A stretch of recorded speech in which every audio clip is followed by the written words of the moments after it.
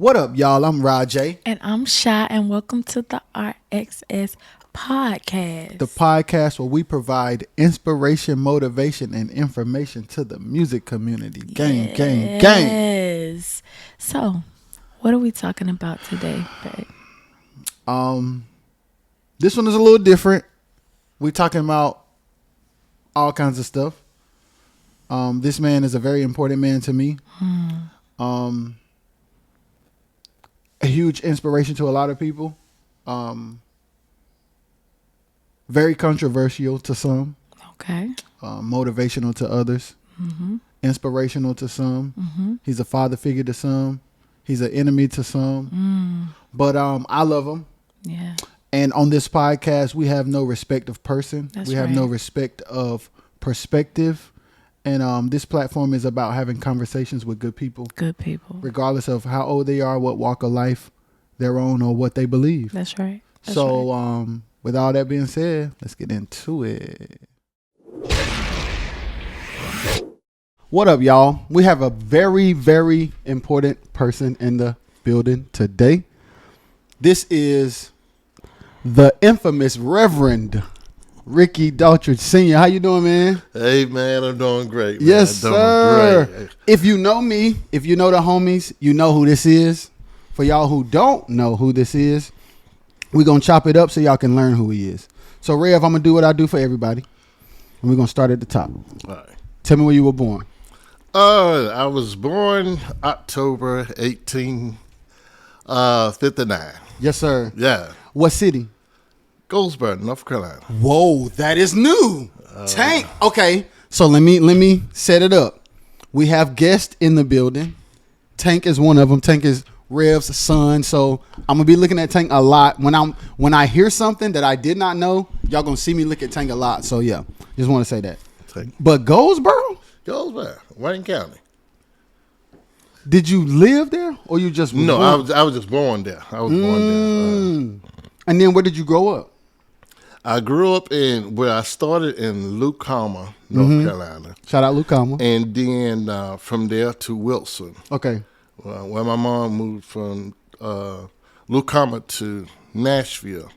And we was there from small childhood. Yeah. Then, back into Wilson. So I've Okay. been in Wilson since I was in the first grade. Do you remember any of that? Oh, yeah. That is wild. Rev, Yeah. I can't remember 5 years ago. And you remember first grade. I remember first grade. So I want to ask you a random question about that. Did Wilson, Nashville, Lucama, did they seem like entirely different places? Well, at the time, I was so small. I didn't really start school until I was like in Wilson. Yeah. So being a little child in Nashville, I just remember my mom, doing the working in the garden and in the field. We were little children then out there. Mom them picking cotton and all that kind of stuff. Yeah. Yeah, I remember those days. Yeah. So was your family a musical family growing up? Well, my dad played guitar. Okay. My dad played guitar. All of his brothers played guitar. So it was like, I think from that line. Yeah. So when did you get interested in music? I think when I was in the first grade. Dang, okay. First grade, we had little children and their little band, they beating the little, the little wood thing, ringing the bell, and I like to ring the little triangle and all that stuff. I love music, man. From a little child, I just always loved music. Yeah. So when did you decide that you wanted to be a musician yourself? Probably around the first, second grade. 'Cause Okay. I love the drums. Yeah. I love So guitar. so first grade, you all in. So you like, okay, I like music. I'm beating the triangle. I'm a drummer forever now. So in first grade, you like, I'm picking up the sticks. No, I thought. Let me see. The sticks was like fifth, Okay. fourth, fifth grade. Right? How were you introduced to that? I just saw it. I saw the drum. I love the drums, and I'm like, that's what I want to do. I want to play drums. Yeah. Drums and singing. Yeah. So okay, now tell me about the singing part. Well, I was singing from childhood. We started out a little choir. And I like the lead sing. I like the lead sing. And trying to be in that background and they mess it all up. I want to slap somebody, the left child. Like, you need to get it right. I was a tough little child, man. Rev said you were to slap somebody. You wait for the pastor said, he was like, they ain't doing it right. Ricky, you want to try that song? Yes, sir. Yes, sir. I'm ready to kill it. They be messing that. I ain't lying. They were so that's been in you since childhood? Yeah. I loved it. So, okay. So, 5th grade. How old were you in 5th grade? Let me see. How old are we normally in 5th grade? 10, 11, something like that? Somewhere. So, your dad, tell me a little bit about your dad. Dad was a very, very strict religious man. Yes, sir. He didn't go on and try to make us do certain things, but Daddy was just strict. If he say do it, he mean do that. Yeah. I can only remember getting whooped by my dad one time. Oh, that means you was on point then. Well, his whooping. You ain't need it but one time. But my mom. I have to say this. My mom, when she whooped you, right, she was yelling so loud, and she give out a breath, right? She was just going to it. Daddy didn't do that. Daddy grabbed you by the pants or whatever. He held you up in the air, so you couldn't run. Oh! That was it right there. And he just done just like that. And when he put you down, you done what I'm doing. He said, "Shut up." You sucked it up. That was it. Yeah. Daddy didn't play. I have the great respect for that. Daddy did not play. Yeah. So because I know he was a pastor, right? Mm-hmm. So was he pastoring already when you're like in the 1st, 5th grade? Was he already pastoring? No, he didn't start pastoring until I got to tell you about that. Daddy didn't start pastoring too, but I think I was in the 10th. We had started traveling with a little band, Gerald Hunter and the Ladies of Gospel. That's when my dad, he wanted to pastor so bad. Yeah. Oh, man. So before we get to pastoring, tell me about playing with the group. How was that? When did that start? I was in the, let me see, we started a little bit of band, but we started playing with Gerald Hunter. I was in the 9th to 10th grade, so up in there. We started with that. Gerald Hunter, Ladies of Gospel. And I was working in the field, tobacco, and we did our little 45 with Gerald Hunter, Ladies of Gospel. I went and told the man, I said, "Hey, look, I'm famous now. I can't come. I ain't coming back in these fields. In the field no more. I done cut a record. I done cut a record. I'm through with it." And my mom said, "You can't tell it, man. I'm sick of it. I'm famous now." So, but that, we started this travel locally with the girls, and I was drumming then from drumming with Gerald to lead singer. What? I got to tell you something too. In the band, I learned how to play all the instruments. Greg Scriven. Shout out, Greg. You heard my brother, Greg Scriven. Yeah. God bless his soul. Yes. Gerald was teaching Greg how to play lead guitar. And I will learn all the songs, right? While they teach Greg. I will learn all of them on the bass guitar. My brother, I will learn all of that. Tony Rice. I will learn all the songs on the keyboard. My purpose was, if they mess up, I can fuss them out. Because I know they part. You ain't playing it right. You got to get it right. And that was the only reason. We was in, with the choir, we was in the studio in Greenville. The song Dixon Hummingbird, Bedside of a Neighbor. I started playing it, right? And if Bo P looked at me, he said, "Rev," he said, "that's Bedside of a Neighbor." I said, "Yeah." "And you can play it?" I said, "Yeah." He said, "Rev, you need your kick." He said, "You can play it, and you don't try to play it." I said, "I never put the time in the instrument. I learned how to play all of the songs on the instrument, but I never put the time in." Whoa, that's crazy. It's crazy to hear you say it because I know how you trained us, so it gives me the backstory to how you moving with us. Cause I'm telling y'all, I'm talking about this your part, this your only part. And that's all you better play. Now let's try this one more time. Run it from the top one more time. That's it. That's you. You play that. So now I understand. So you're literally learning everybody's part. Right. So if they mess up, you like, I know that ain't the chord because I know the chord. That's not what you're supposed to be playing. So y'all cut the record. And what happens when y'all are traveling locally? And then your dad, is your dad somewhere around? Like, is he in the group? Daddy was let me tell you about my dad. Yes, sir. I love my father. I tell people that my dad was the backbone.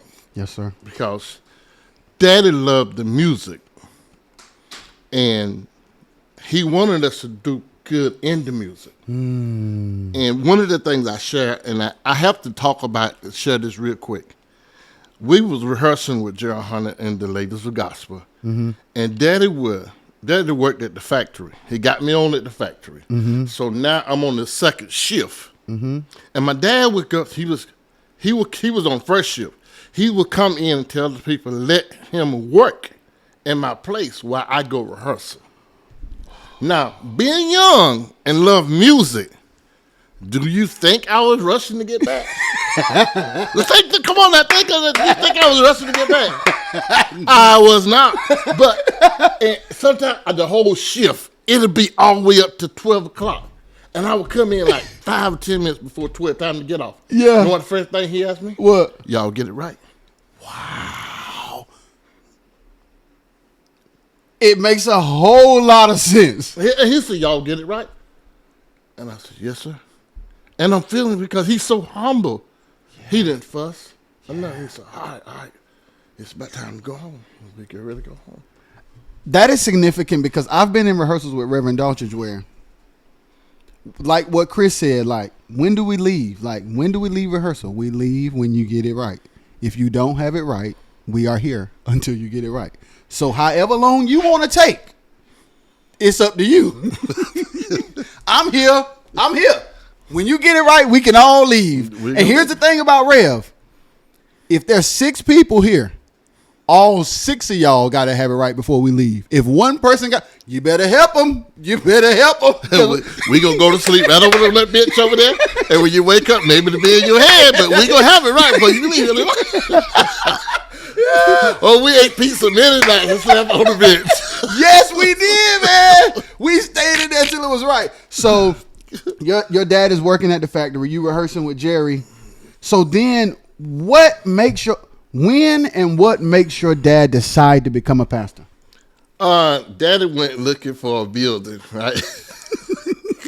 I have to tell this story, right?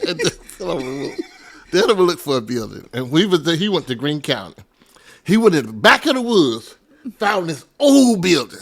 It was so old. I mean, woods falling down, and it was Daddy gonna have him some church. He went, Mr. Brown, I got to have some church.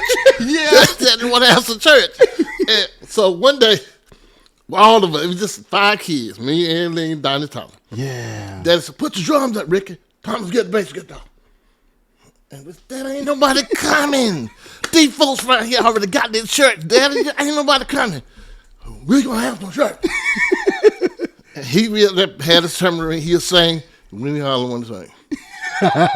Next Sunday, we go back down there. Now, this is the funny part. Ain't nobody there. We sitting there. He got this great big pot belly stove, right? He can go in there and make a fire. He opened it up, and he jumped back. And my mom said, Tyke. She called him Tyke. So what's wrong? He said, something in there. So something's in the heater, right? And we all look and try to see what it is. He did a piece of paper. It's an owl, right? And we fell out laughing, right? Well, at least we got the owl coming to church. It was crazy, Jamal, because now he said that he's mad with us, right? Because we picking at him. So he said, Ricky, get on the drum. And he said, Tyke, Thomas, get on that bass guitar. And we said it, and all of us said, ooh, ooh. The owl said Jamal, you talking about little Daughtridge, man. Y'all need to stop your playing too much. Then the owl come to church, all 5 of them, ooh, ooh.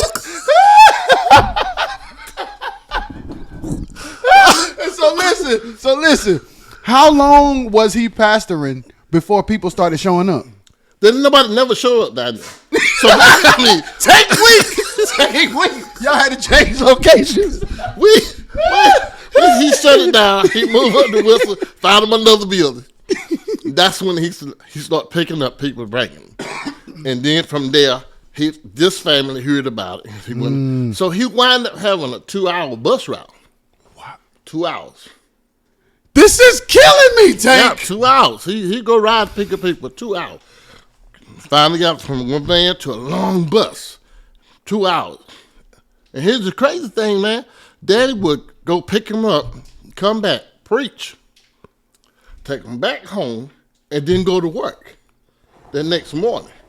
And if he did a revival, he preached every night, took him drum, and we're like, Daddy, you're going to wear yourself out, you know? Yes, we would tell Daddy, you got to slow down, because Daddy would be trying to get back home. He'd be falling asleep, you know? So we started worrying about him. We started worrying about, Daddy, you need to slow down. Yeah. And it wasn't too long after that, he got the church really, really filled up, and he had a stroke. You know? So he was a soldier, man. So how old was he when he had the stroke? Oh, Daddy was about 50. He had to be close to 60. 60 something. So he ended up, before having the stroke, he ended up having it where it was a full church. He had a little church packed. And what was the denomination? He was holiness. Okay. Yeah, so y'all in there churching, speaking in tongues, all that. Falling out, running, jumping. Bopey over there in the little corner, he wearing himself out. So, Bopey, Eddie B. So if you know Bo, if you know Eddie, you know. But they are legends from the city. So I want to ask you something. At this time, you're playing drums. Bo's playing guitar. Eddie B is playing bass. How old are y'all? Then. Oh, God, I had to be about 30, 20-something, 30. Okay. So y'all playing. So he does, how many years before the stroke? Whoa. He was at the church, I knew him almost 20 years before he had that stroke. And are you just the drummer for the church? No, I started drumming, then Tank came along. Yeah. Tank came along. And we put Tank on this, so me and both people worked with Tank on the drums. So, because along the end, I had started helping them out. I was becoming a minister. Okay. And started helping Daddy out. So let's talk about it. You become a minister. How old are you when you become a minister? I was 24. I think I was 24. So what was the introduction to that? Was he saying like, Ricky, you need to preach, or did you feel called to preach? What was it like? Well, at that time, I felt that I accept that he was calling me. Yeah. I felt that he was calling me. I went through that experience like, I don't want to do that. Yeah. Tank has a question. You are allowed to ask. So that feeling you had, you've given me the story about being on stage with that feeling. Describe that feeling of having the call and being on stage. Okay. I went through it. First of all, it was with the angelics. I played with that angelic gospel singers, Babe, and all of them. And I lost it. Right on stage, just like, zoom, it's gone. I don't know what in the world I'm trying to hit. Tom, I'm confused. And I saw Slim run up and down the altar. I was originally Slim Supreme Major then. And he came, he grabbed wait. me. We have to help the people understand what we are saying. Good. We are saying that Ricky Daughtridge is Slim's drummer. You are bucked right now. Because my wife don't know this stuff. She is messed up.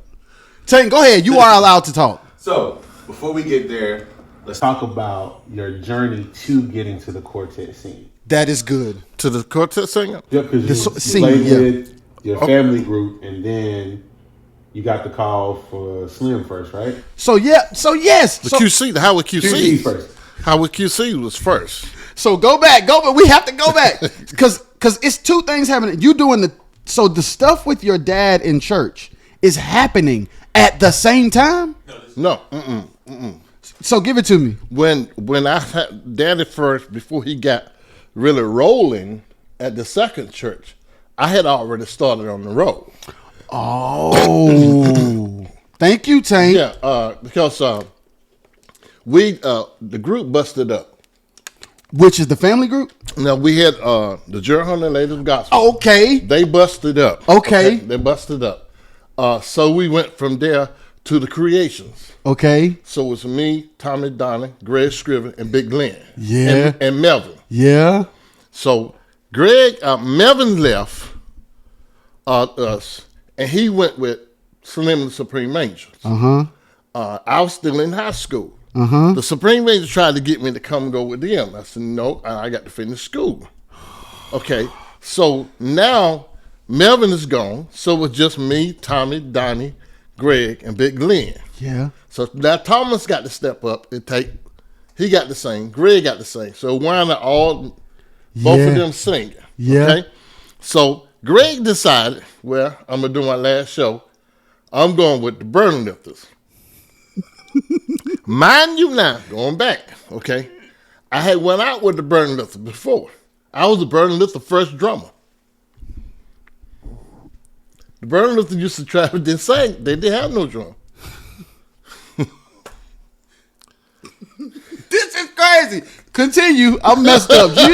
You go ahead. You go ahead. I'm just. This is crazy. So when Greg said, I'm going full time with the Burning Lifters.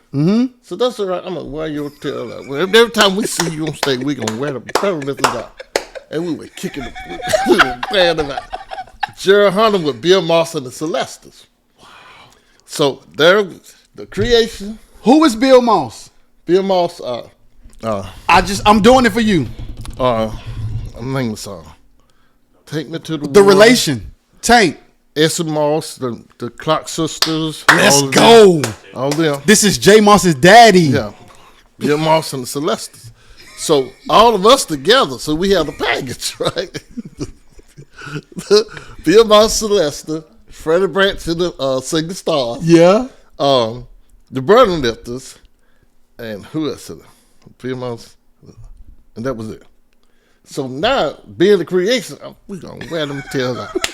Ask Bubba. Bubba, when you see Bubba, ask Bubba. Because Bubba with the Burning Lifters. He's the original Burning Lifters. Yeah. And he like, man, y'all kicking us every night. So that's he start playing with us. Like, they gonna let us open up because we young. Right? We trying to shut that boy down.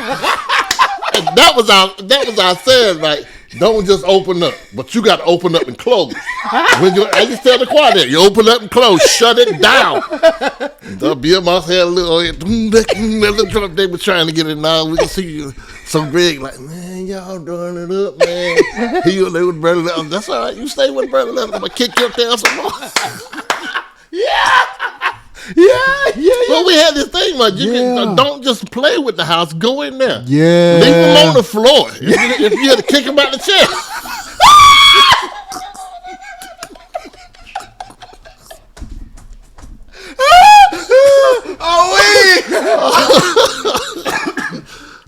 So y'all do that, and then so finally y'all get to a place where the group is just dismantled, where y'all can't keep going no more. We did our last show on Vic Street, Piney Grove, with Greg.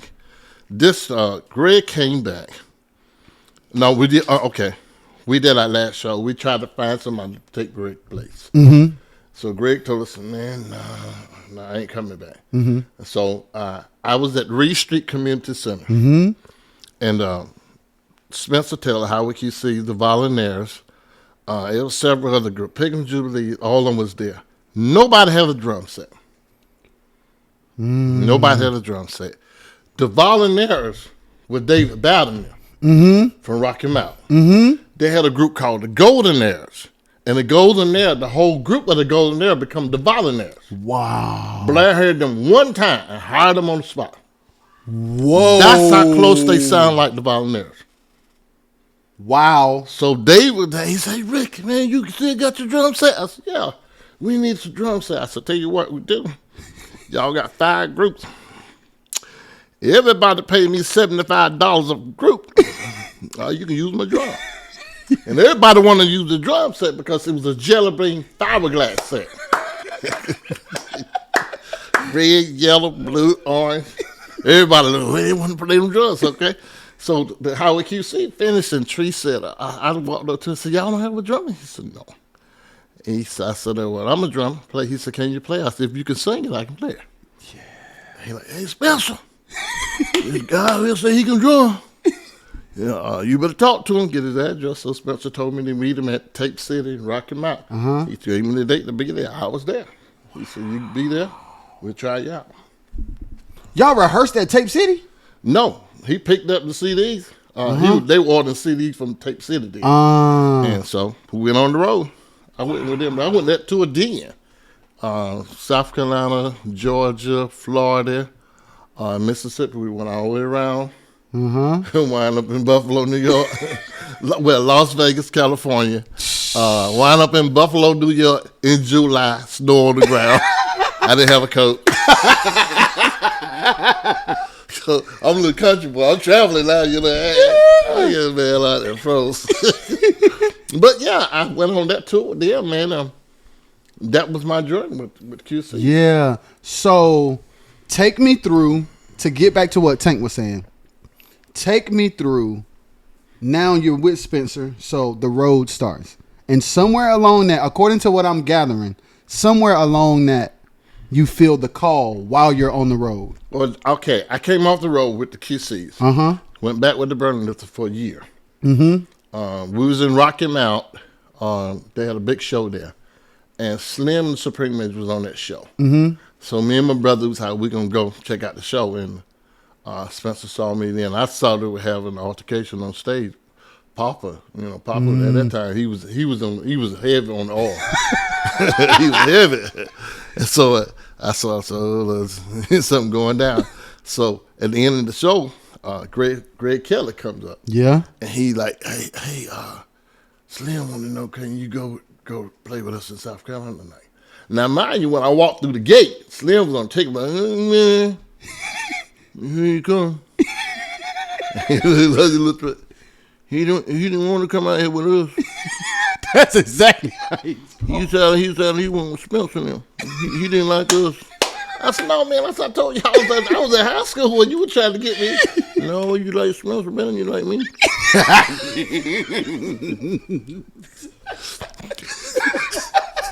So I'm sitting in the audience. The Greg coming. He said, first thing he asked, can you play with us tonight in South Carolina? I said, yeah, I go. He said, I know you got Baby. My snare was named Baby. This is where the snare...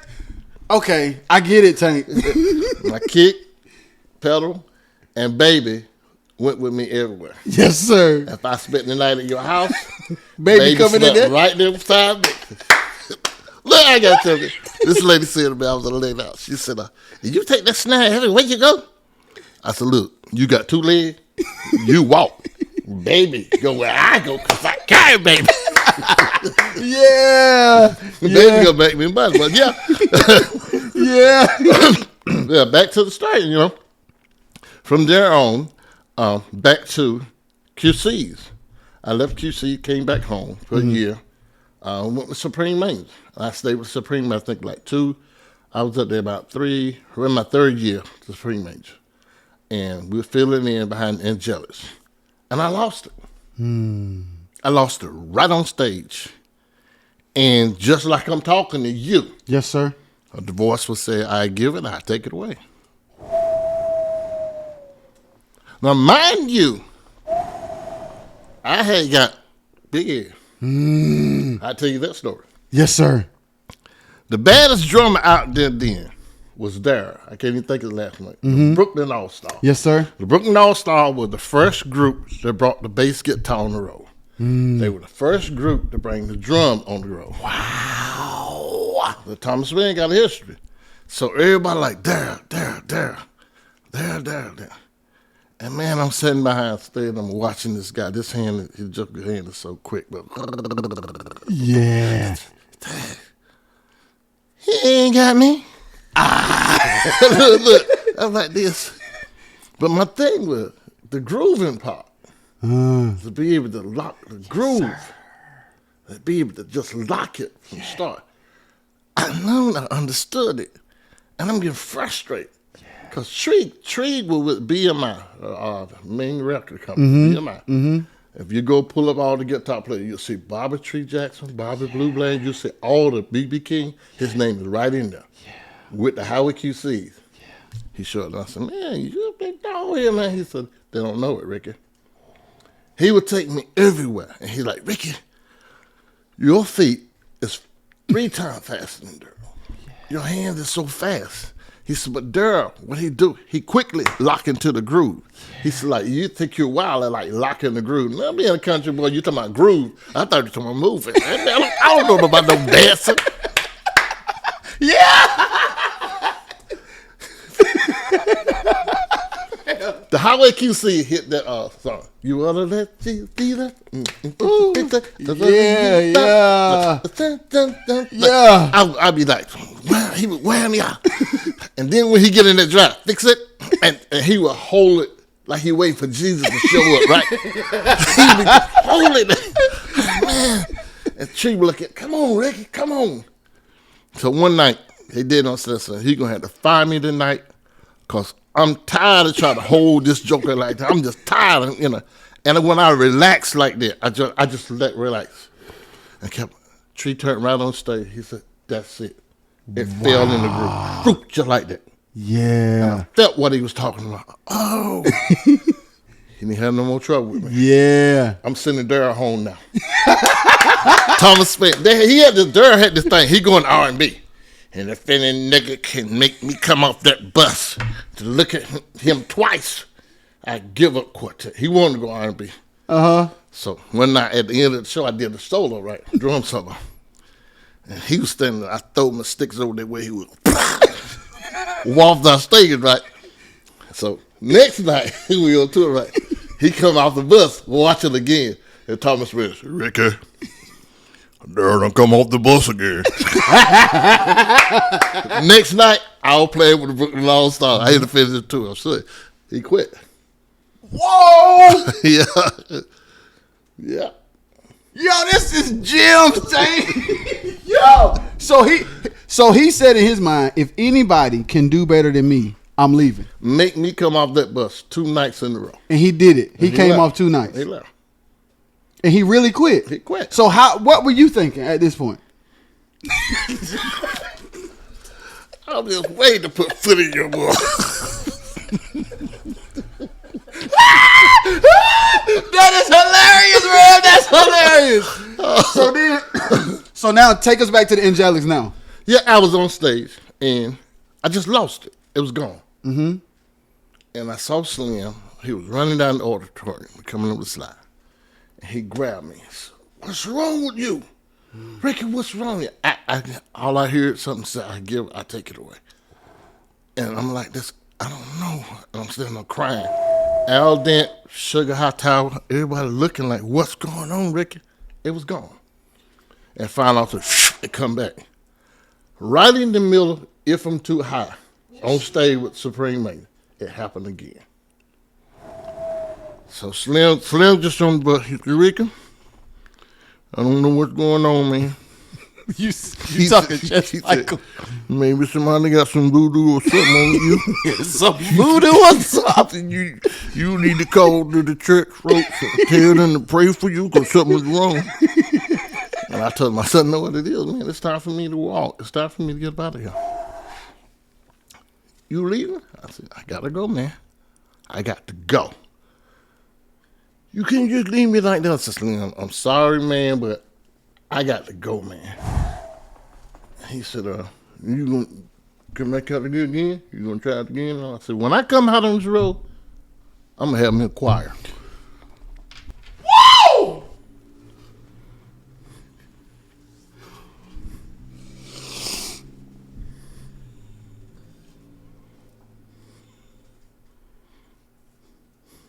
That was my word. Okay. So when you leave, when you have that feeling and you know it's a call, you go back and you're like, I'm preaching. Did you know you would become a minister? Was that the call? I was home, and in my mind, I said, I'm going back. Okay. I got to try it again. And that night, I went out.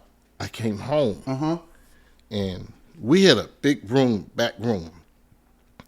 Mom, Donnie, Tommy had bunks. I had a huge bed. We had one big room. And Daddy had the house built. And I'm laying down, man. I'm just laying down in the bed. Yeah. And I feel somebody grab me.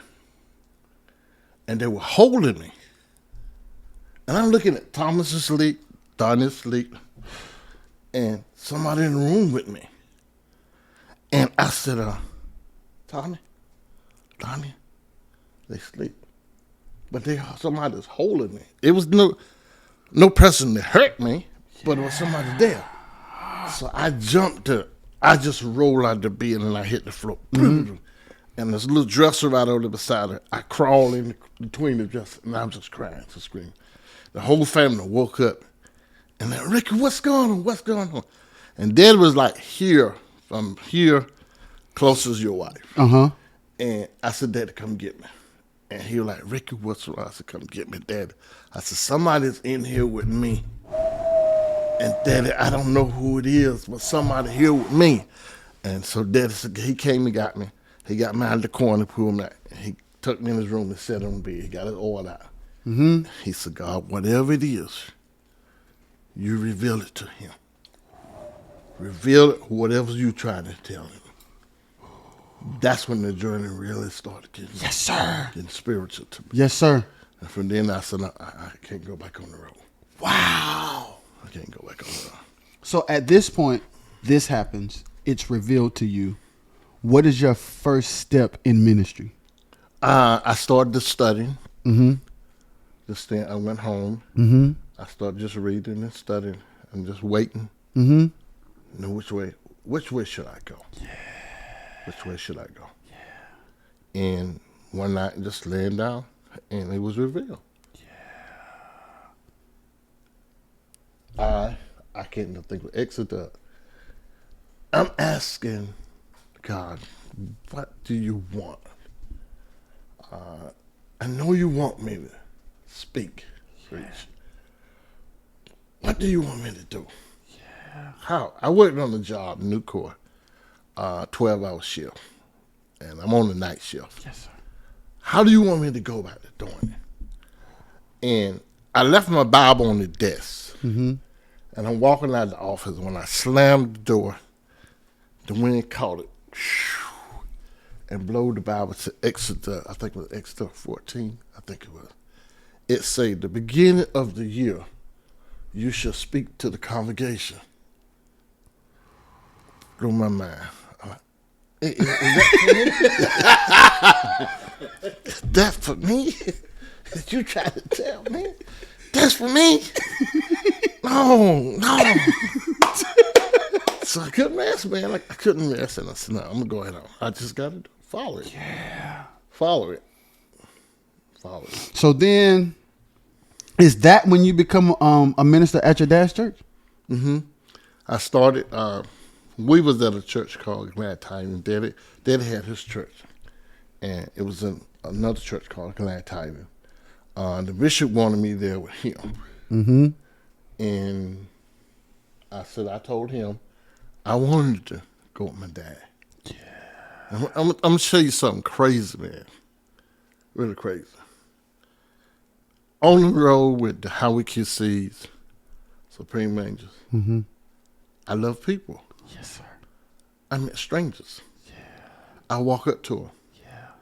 Just mess with them. Talk, how you doing? Yeah. And so I told the bishop what's going on. He was bringing another church into his organization around that time. He said, I had to leave. And he said, but you're welcome to use the church. Excuse me. And I contact people. I had my little black book. Yes, sir. Yes, sir. Just told people I was doing the initial sermon. Wow. The strangest thing, he told everybody that was close to me, they had to be in New York with him. He took the whole church. The whole church. And I know it was out of spite, because I was going with my dad.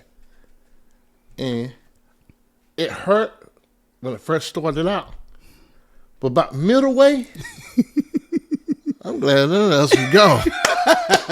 Because I'm gonna tell you, when they say God works in mysterious ways, being in a holiness setting, and the people that I had met was coming. They had to be gone. I went to Hamilton Funeral Home in Wilson, and I told them about Hamilton, and I said, I need to buy some chairs. And I told him doing initial sermon. He said, really? He said, I'll be there. Yeah. Greg Scriven, mom was sick in the bed. And I thought, God, I almost forgot her. And I went by the house, and I told her. And she said, Rick, I feel bad. She said, but I'm going to be there. I'm sitting in the pulpit. You know how when you're given to do your initial sermon, you have all these preachers there to walk you down, and I didn't have that. I sat there, had my head down. My Uncle Joe walked in. He said, you all right? Bishop Rouse. I can name him. Start coming in. Dr. Eloise Cecil. Mm-hmm. Henry Cox. Yes, sir. Bishop Herbert Williams. Yes, sir. He was just getting started. Yeah. He said, the Hammond organ is a plug that can you play? I said, yeah. And that night, when I hold my head up like this, that place was so jam-packed. New York brought a bus. Steve Birch from New Jersey, they brought a bus. And what got me, there was this young lady from Las Vegas I had spoke to. She was there. This is crazy. She was there. And I'm like, all of these people's here? That was my journey. Yes, sir. And it was that then, if you follow through, just follow me, nobody but me. Yeah. I order your step, I'll bless you wherever you go. Yes, sir. So at that point on, you do your initial sermon. This is crazy, y'all. Because we ain't got, I'm telling y'all, just stay here. So you do your initial sermon. And what's the journey like after that? Walk us through what happens after that. Initial sermon, back at the plant, we call it Nuco, the steel company. Mm-hmm. I was there working. Tank was being, at the time, Tank was born. Mm-hmm. Tank had got up in age, and I'm still trying to do revivals, work a 12-hour shift, go to revival. So, crazy. So you're doing the same thing your daddy was doing. That's what's, at the time, did you realize you were doing the same thing? And I would tell people, man, running up and down the highway. But the thing, I went picking up people. Uh-huh. Now, I work a 12-hour shift. I got time to run home, take a shower, drive to Elizabeth City. You know where Elizabeth City is? From Wilson? You drove to, okay. To do a revival. Uh-huh. It went out again. Okay. It should be, it's this. I'm going to give you this. Hold on, y'all. We coming back.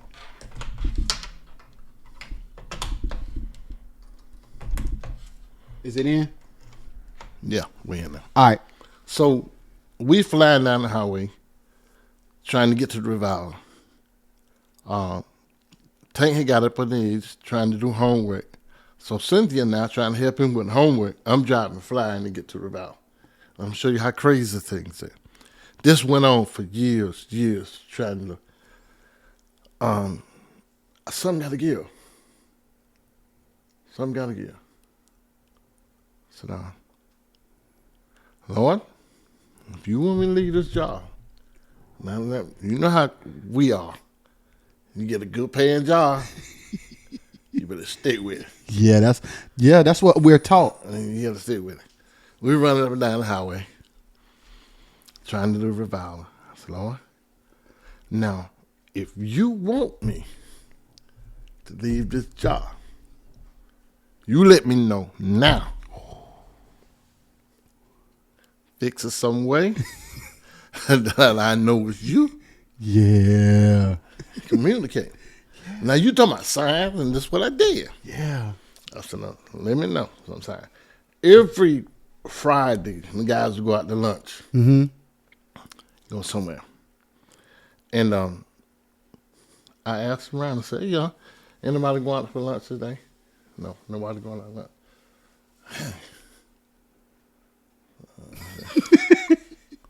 No, breakfast. That's what it was. That's what guy brought me some breakfast. I had done a sermon. I had this thing about before you do a sermon, share it with someone to see their reaction on the sermon. And Isaiah Jenkins, he had a son play with the Philadelphia Eagles. He came by. He's like, hey, you preach Sunday? Yeah. What talking about Sunday? And I started to sharing with him what I was going to preach and got lost. Just like I was in the audience. Yeah, man. Man, I was hooping in the whole thing. I want a job, man. I was getting the job. And when I come to myself, I'm just sweating. I'm just sweating all over.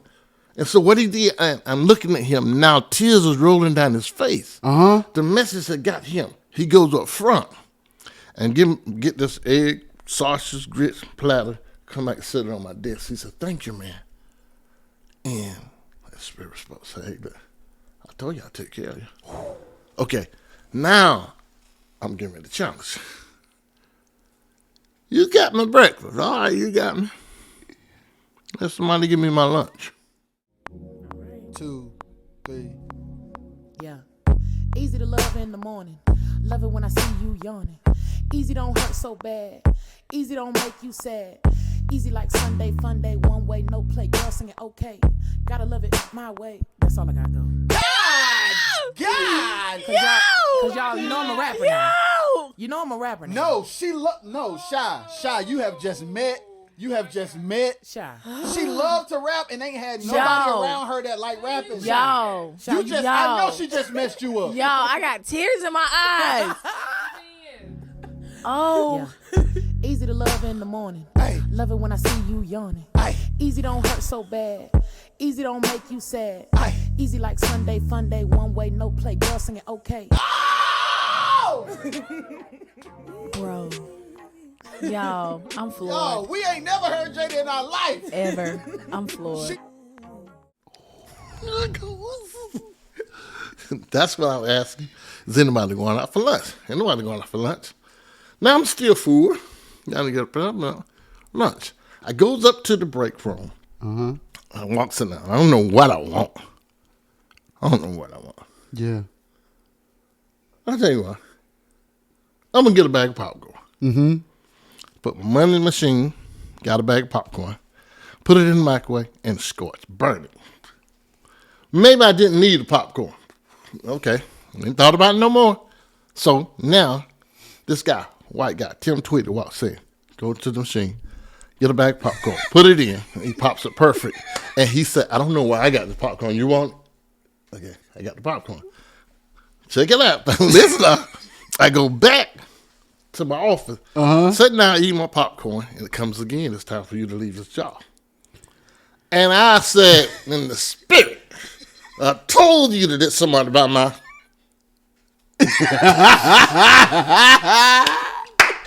You got what you had for your lunch, for your popcorn. Man, I stopped everything. I was running around in the circle, around the furnace where I work, and I was just crying. I got to go. So my supervisor, he said, Ricky, what's wrong? I said, I got to leave, man. Leave what? He said, go where? I said, I got to leave. I got to get out of here. Mind you, I've done all this reading, studying. I had books on top of books in my office. That's all I did. Read, study, words, boom up with Greek, Latin, big commentary. I mean, I was doing just looking up words, trying to, And he looked at me, he said, I knew it was coming. You supposed to turn in your 2 week of notice. Yes, sir. Leaving the job. He said, I tell you what I do. You good man. I give you your 2 weeks of pay. Go ahead. Go on your journey. I've been gone ever since. I ain't telling nobody I was gone. Grab my books. People see me, where you been? I had to get up out of there. Yeah. And at the time, I couldn't tell my mom, sister, and everybody. When you start sharing what you're getting ready to do, if it's a major step, sometimes that family, that negative energy, you better stay up there. You got that baby, and man,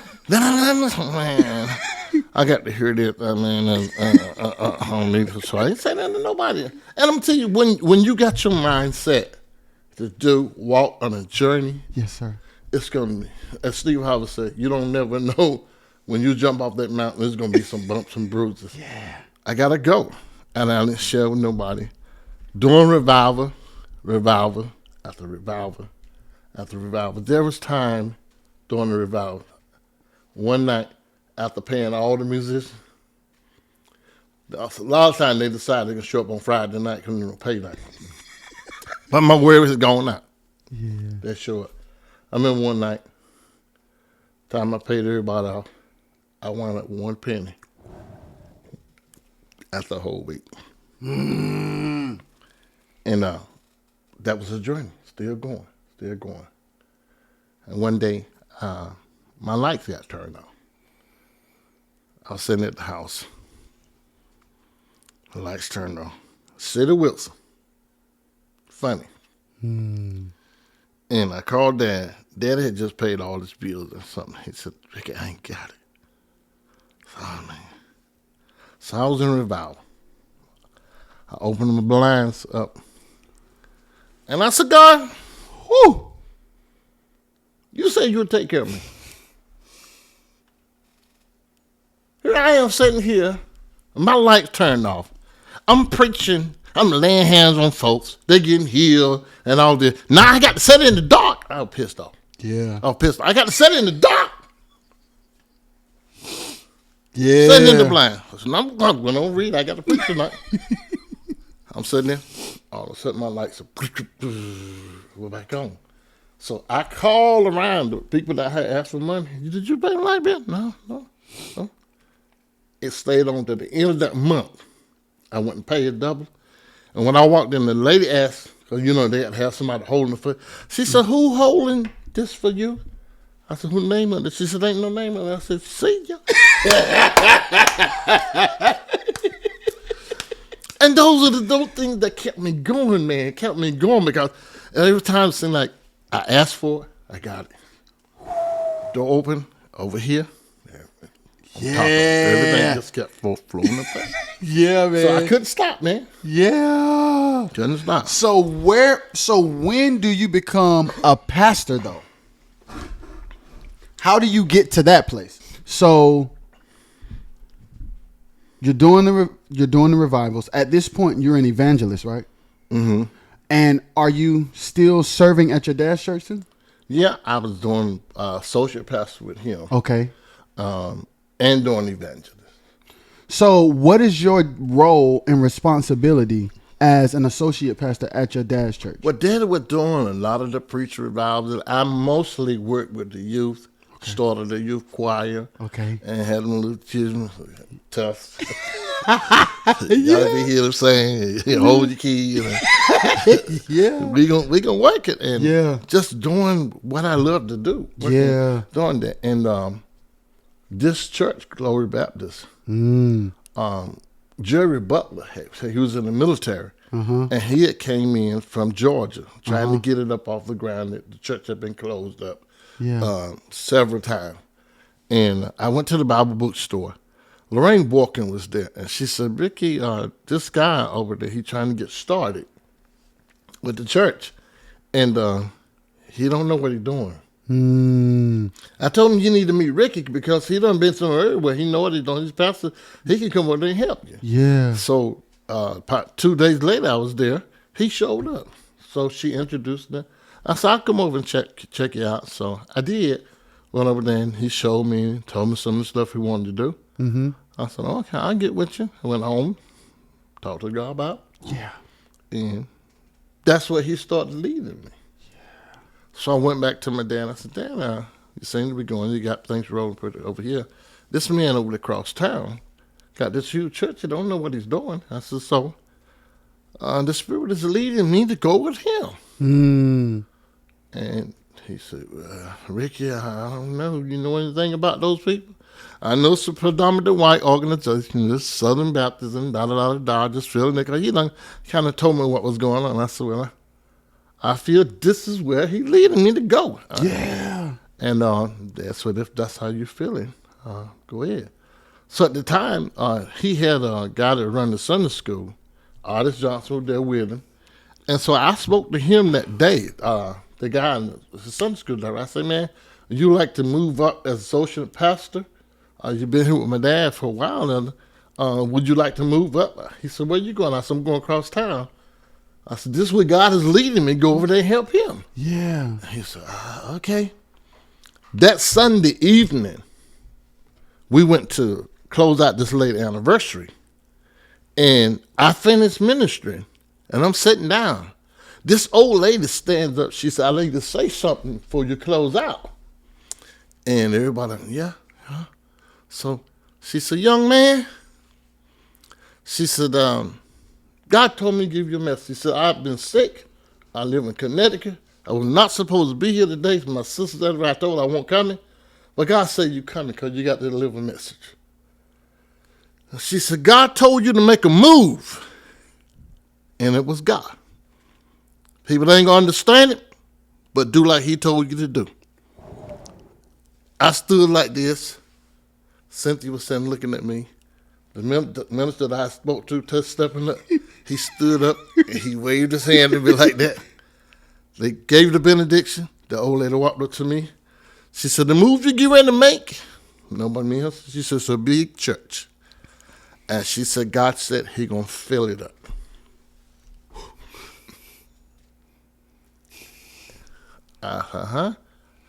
It's going to be on the word. And you already know what she's referring to because you've already talked to the guy. But you're not, you're supposed to move, but you're still like in limbo. And you're the type of person, okay, God, I feel like this is what you're saying, but I want to know. I want to know. And when she did that, that was it. I told Dad I'm out. Going on. Right. Started, and see, Bo P had already met the people over there. Okay. Bo P was over there. I was trying to get Bo P to come on in. They were trying to build it. And so I told Bo P, I said, look, I'm coming over. Yeah. And we're going to build it. Yeah. And we're not going to build it just on groups. We can call them, but I want to build it on a message. And the message is to help the people. Yeah. I want to see the people be healed. I want to see drug dealers come in. Yeah. I want to see them changing their lives and all this. That was me. So every Sunday, they start coming in. 25 join. And we get up that Sunday morning and say, how many you want today? Let's say 30 today. Boom, 30 will come down the aisle. This will happen. And so we got to the place we had to cut those windows because the church had an overflow every Sunday. They were trying to get in there. They would come down the aisle crying, and so we started to say. And at the time, I was like, I didn't want to. Out being on the road, I was creased, dressed, you got to have that preacher look, Yeah. I bump all of this. I got me some jeans. I cut them up, got my bicycle. Every drug area in that city around there, I would go sit on the porch and talk to them. So you said, I want to build a ministry where it's for the people and the people of the city. So explain to them so they can understand what you're saying. Explain to them Glory Baptist location. Where would we consider that? Hood. Exactly. Drug area. Yes. When we first started, we would have to clean the parking lot out so we can have the people have somewhere to park it. Beer cans. They were throwing nails. People were busting the tires. It was just that area. Yeah. And I was like, we gonna clean this area up. We gonna sweep it up, and we did. Like I said, going drug area. Hey man, what's up? Talking to them, sitting down, letting them know you're welcome to come, man. Come on in. Anytime we had something, they got a personal invitation. Yeah. I walked up to them. And to the place, it got so, where they would look out for the church. Yeah. Where they look out for the church. So the church is growing. I want to ask you a question. How are How is the city and other pastors responding to the growth of Glory Baptist? They were buttholes.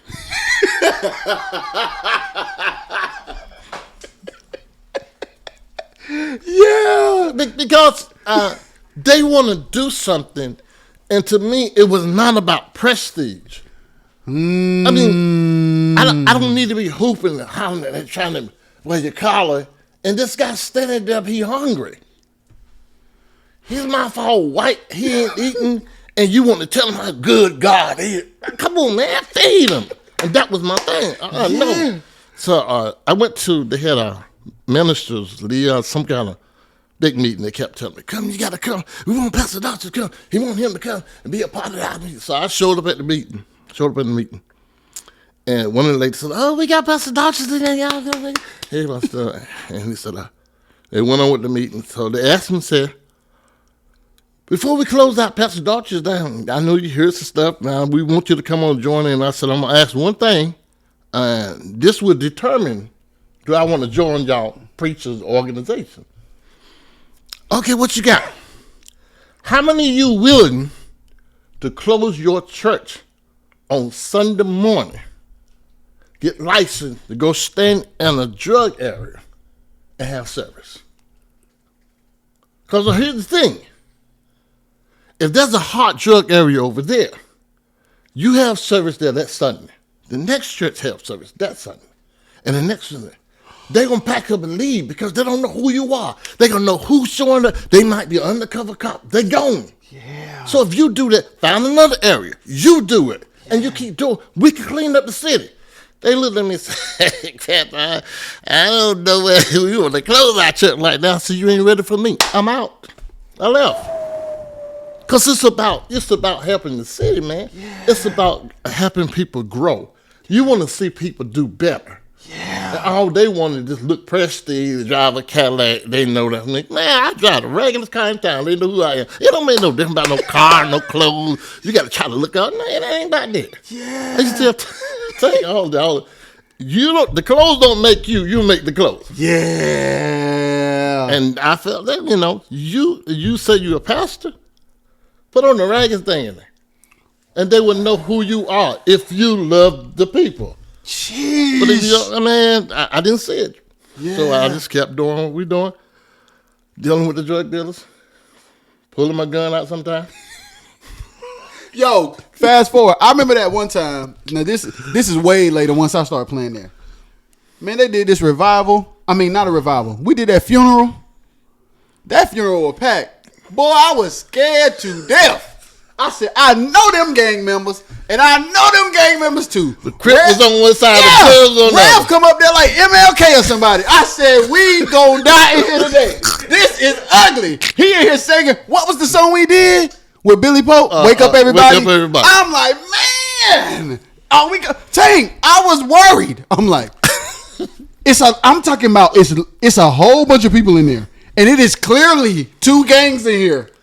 What in the world? And nothing happened. Nothing happened. Big Red. So the red guy, Willie. He would pack. Lisa would pack. Thomas would pack. I had about 5 people sitting around me pack.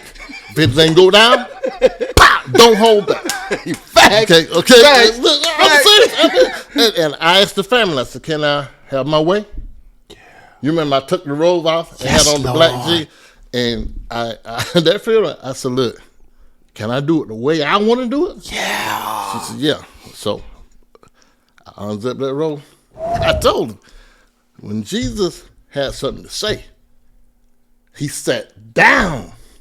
I said, so y'all, I'm going to sit down today. Woo! We going to sit down at this funeral. Yeah, man. Calm, cool. Ain't nothing we're down. We're finished. Nothing happened. Lamar Hamilton said, you're going to know how to do a funeral after a while. But that was my thing for funerals. My thing was for a funeral. That family should not be falling out when they go out. Yeah. I only had one, and all the funeral I did had one lady that yelled, ah! Yeah. But other than that, everybody walking out.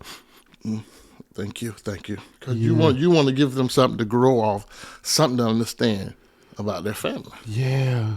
But that day, man, I was praying for my musicians. Let me tell you something. Because I have never... See, here's the thing. I have never experienced that before.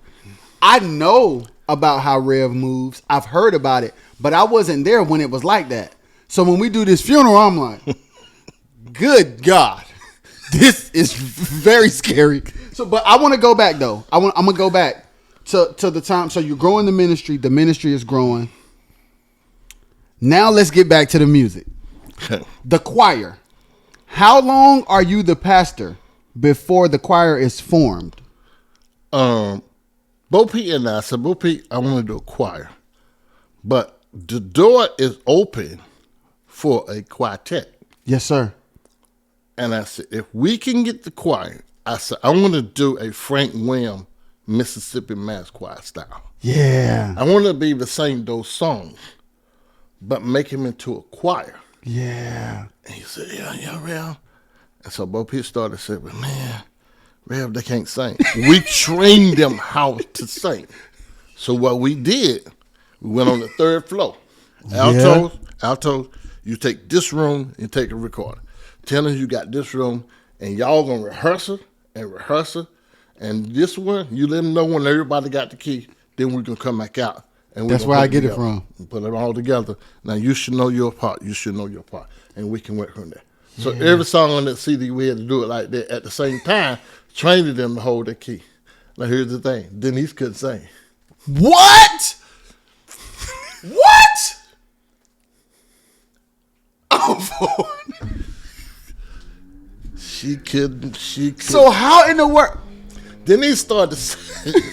See, I went to sing. It was at my dad's church. I said, what you need to do, you need to start jumping up in prayer meeting service.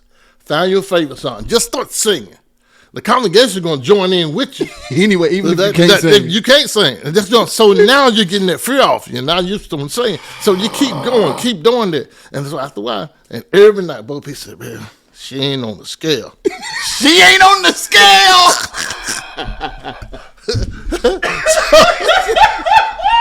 She ain't on the scale. One night, she jumped up, she wasn't saying, Bo Peep, he was shot. He said, Rev, she up there. Yeah, that's crazy. Yeah, from then on with the choir, so it would come every Monday night. We rehearsed from 7 to 11. And we started that, then finally we switched to Tuesday night. So by them being, I wanted to do concert, so now you got to rehearse for a concert, and you got to rehearse for Sunday morning. So 2 nights a week was one rehearsal is for concert, one rehearsal is for service. Yeah. But it's the same choir. Yeah. You are working them. Yeah. Whoa. So Saturday night and Sunday morning, you have to sing. And it's 2 different, obviously it's 2 different sets of songs. Yeah. Is it 7-11 both days? Yeah, from 7 to 11. And have you already made the rule of you can't sing if you... You gotta listen to what I'm saying. So that means they came to church on Tuesday from 7-11. Then they came to church on Wednesday for how long? Bible study. We usually out of Bible study 8:30. Oh, that ain't bad. 7 to 8:39. That's good. And then Thursday, back to rehearsal from 7-11. And then Sunday, you got to come to Sunday school. And then you gonna sing. Yeah. But you sung Saturday night too. Yeah. You gotta go on Sunday. That's why he was drilling us, man. You gotta come to Sunday school. So I have to ask you a question. How are you building this choir and being a pastor and being a husband and being a father? That's a lot. Yeah. How? Well, Tank love music. Cynthia love music. I love music. So they definitely up in there. They definitely gonna be up in there. And we gonna eat when we finish. Yeah. You good, Julia? Oh, I thought Julia had a question. I'm sorry, y'all. We're going to eat when we finish. Yeah. So we didn't have like all the Southern Baptist Church had Sunday evening service. We having a Sunday evening. Because we may have a concert somewhere. I may have to preach. So we don't do no Sunday period. Yes. He never did. If we had to sing somewhere that Saturday, if we go out of town, good. If not, you free. We ain't going to do nothing. So I got a question for you. Mm-hmm. When the choir starts rolling, does your mind ever go back to the time where you told them, if I come back on the road, it'll be with a choir? Did you ever think all about the time? And I told Slim that. We had the same behind Slim and Bobby Proctor, Pastor Bishop Bobby Proctor. And Slim, man, you got that choir right, man? You all right?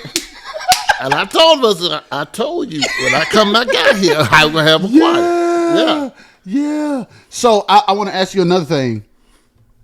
What do you think it was about you where musicians wanted to be around?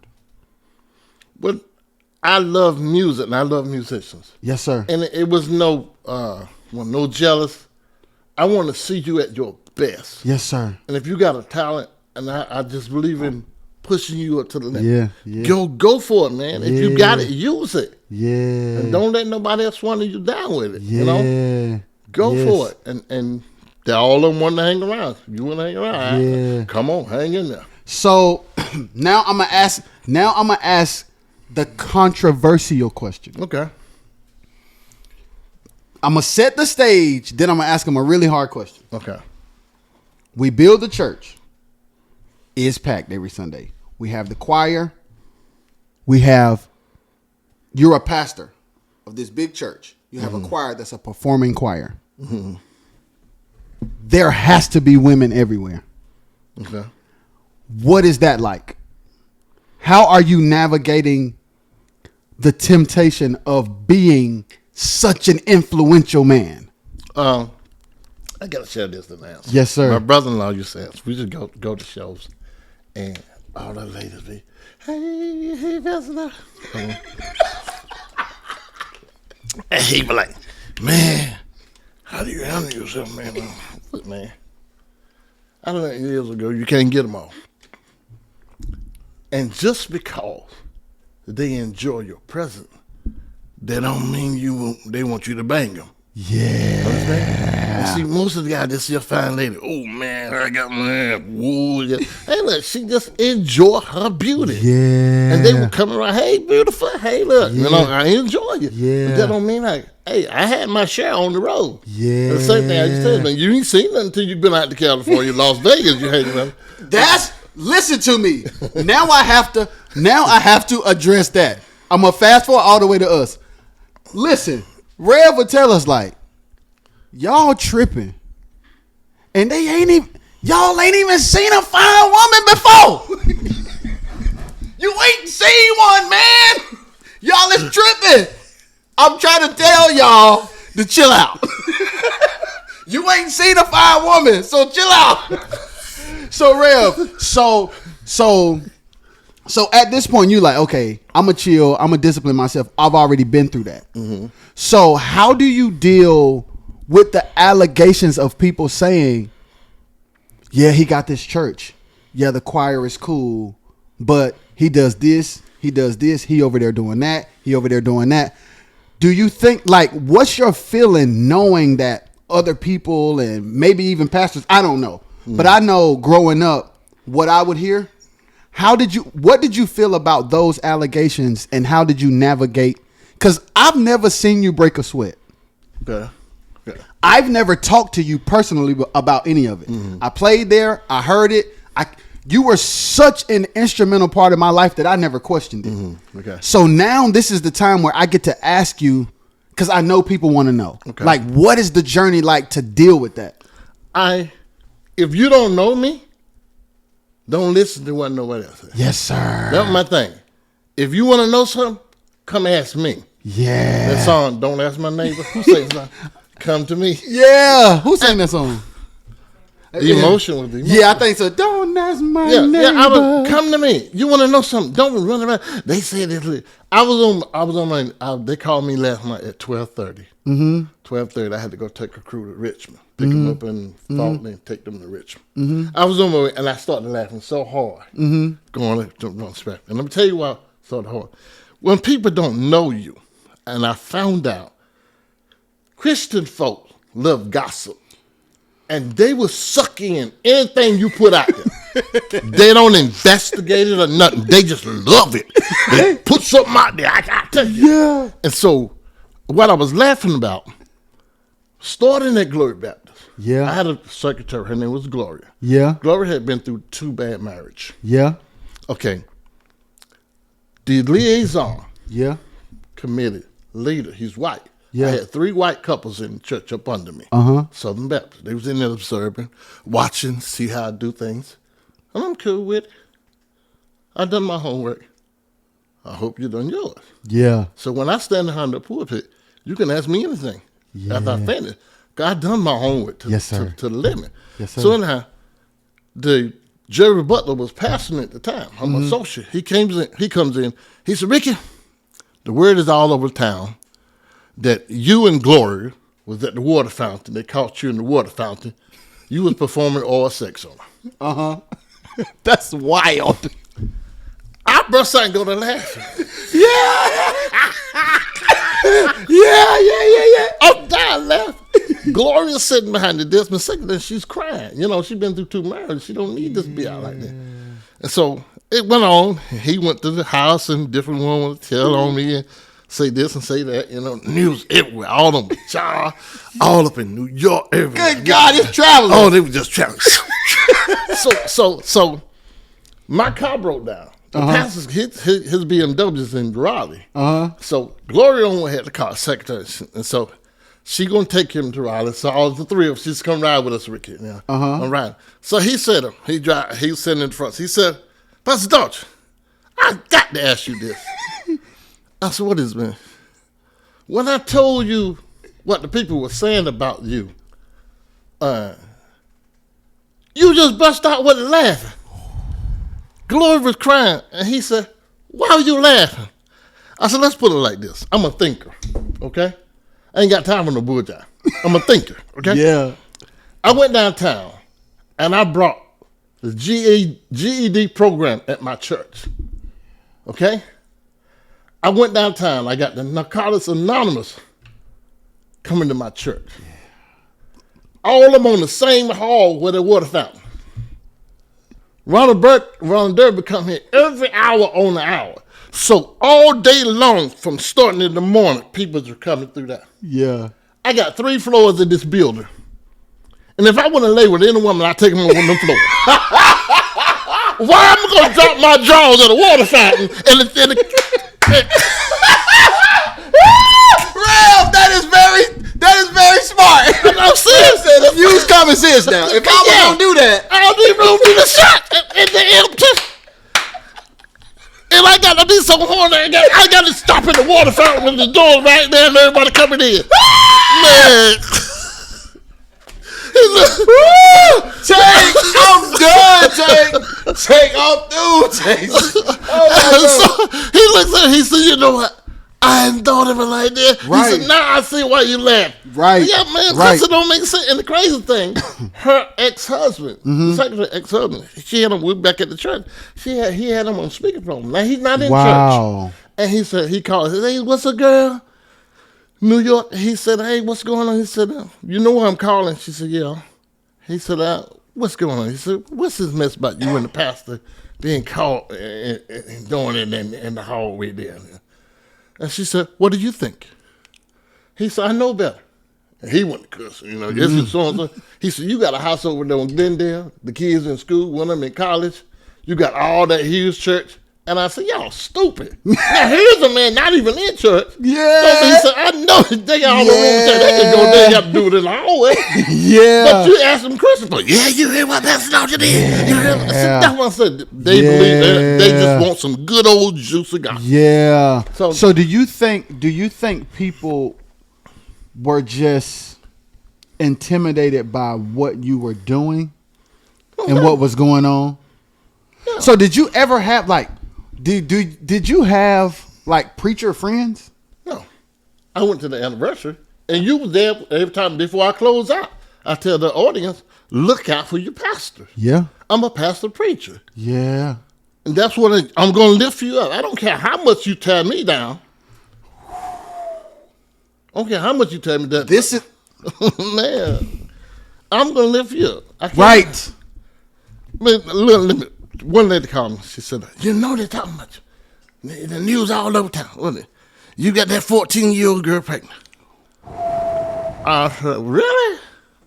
Yeah. And you should be shaming yourself in that. I said, okay. As a 14-year-old girl in my congregation, I got her pregnant. And where the mom and daddy? If I got a 14-year-old daughter pregnant by the pastor, I'm going to want to talk to the pastor. Yeah. They said they going to just leave. It ain't going to be no leaving. No, we going to talk. And ain't nobody saying nothing to me. I'm trying to figure out who the 14-year-old is. Yeah. And what she said, I said, let me tell you something. I don't know where you got them mess from. Don't you call and say nothing else to me about that mess. Yeah. And if you can't bring the people that said it, yes, Lord. Don't repeat it. Yes. Yes, man. So that's just me. I had one. This was got me and Cynthia. Mm-hmm. There was a young lady. She went through the drug class. Mm-hmm. She was trying to get on her feet. Yeah. But the kids, they picked on them real good. They down in the city, and they stink. Mm-hmm. So Cynthia and I went and got their clothes, and we washing them so she can go to school. She going to school in Raleigh, and we're trying to help them out. Her brother moves in with him. He's from New York. Now, during that time, people would just ride by shooting. The drug was so bad in Wilson, it didn't make no sense. Yeah. So Eric called me. He said, man, I think one of your members, this guy, their brother, somebody in the house, and they already done shot up 2 or 3 houses. Woo. They ain't playing about their money. I said, I'm on it. Yeah. So I went to her house. I knocked at the door. How you doing, sister? I said, your brother here? Yeah. He laying on the couch. Oh, I was packed. I said, hey, man, he laying on the couch. Yeah, you doing, Reverend Dutch? If you don't get your behind out of this house, yeah, the police ain't gonna have to come get you. And I told him, look, I love those kids. They trying to make it. Your sister's trying to make it. And you land up in this house. I understand that I'm sending a note here and saying they will shoot this house up. Now, you going to stand a chance, your niece and nephew, you hiding out and you owe these folks some money. No, they ain't going to get you. I'm going to get you. Right. I said, you got to the end of the day, get your mess and get out of here. Yeah. Oh, okay. So his mother called me from New York. She said, Pastor Daughtridge, she told me, she said, she heard what's going on. She said, do you know the people he owed money? I said, no. She said, can you find out? I said, I can find out. And she said, would you get how much he owed? I'm going to wire you the money. And you pay them? I said, I can do that. She wired me to Western Union. I hit the streets. Yes, sir. The guys found out how much he owed. So I called the drug dealer. Hey, look, man, meet over there, Fleming State. I got your money there. You met a drug dealer to pay a debt on behalf. So you pay the son's debt because the mom said, can you pay the debt? You go meet the drug dealer at Fleming Stadium and give him the money? Yeah. She wired the money. I went because she didn't want her son dead. Now, here's the thing. 3 days later, I'm going into church. Yes, sir. 2 guys sitting on the steps, young guy. Hey, you Pastor Daughtridge? I said, yeah, what's up? What's up, guy? We need some help. What kind of trouble you in? We hear you pay off drug debt. I said, look, young man, this guy's mother had to help him out. I don't pay you no debt. So whatever you owe them drug dealers, go pay them. Wow. All they want to do is get paid. Yeah. Leave them alone. Give them their money. Don't play like that. Don't play like that. Give them their money. You can't give us nothing. Nope. I don't have money like that. Yeah. Then he got the choir member selling drugs for him. He pimping the choir now. All them in there, they work for him. That's why he's so popular. Man, it was one thing after another, one thing after another. But they couldn't stop the growth. They couldn't stop people from coming. So you had to go through that.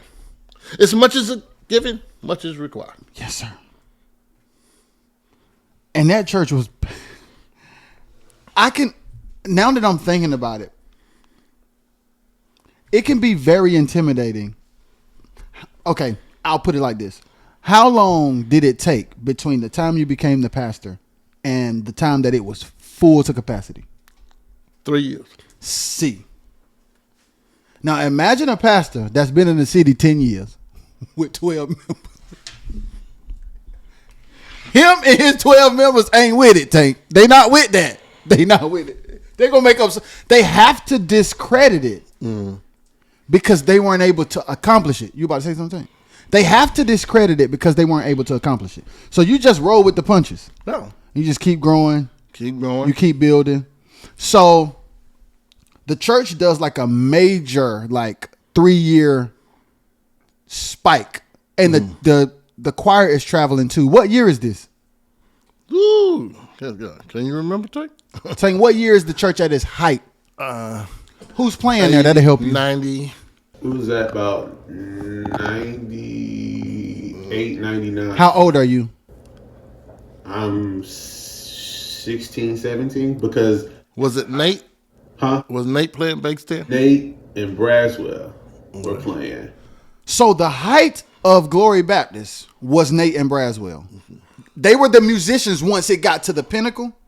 Well, they were in the middle because y'all came in and we were still going. Yes. So y'all were right in the middle. So it was Nate, Braswell, and then they started leaving, young band. But because remember when y'all came in, even when we were doing rehearsals, we were still doing shows. Yeah, we were still out and we still had people coming. So yeah, like 98 to 2000, because right about 2000, 2001.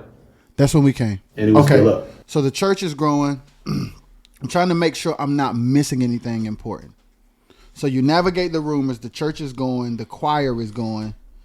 You've done the album already by now. Mm-hmm.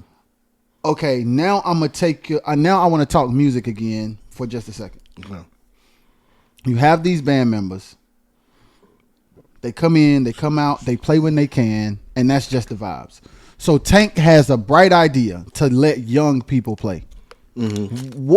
When he first tells you, the first time he say, "Hey, I want to get a young band," what you tell him? Man, I don't feel like worrying no children.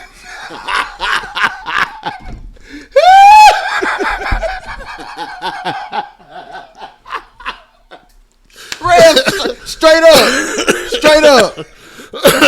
Because I was looking for musicians that already knew.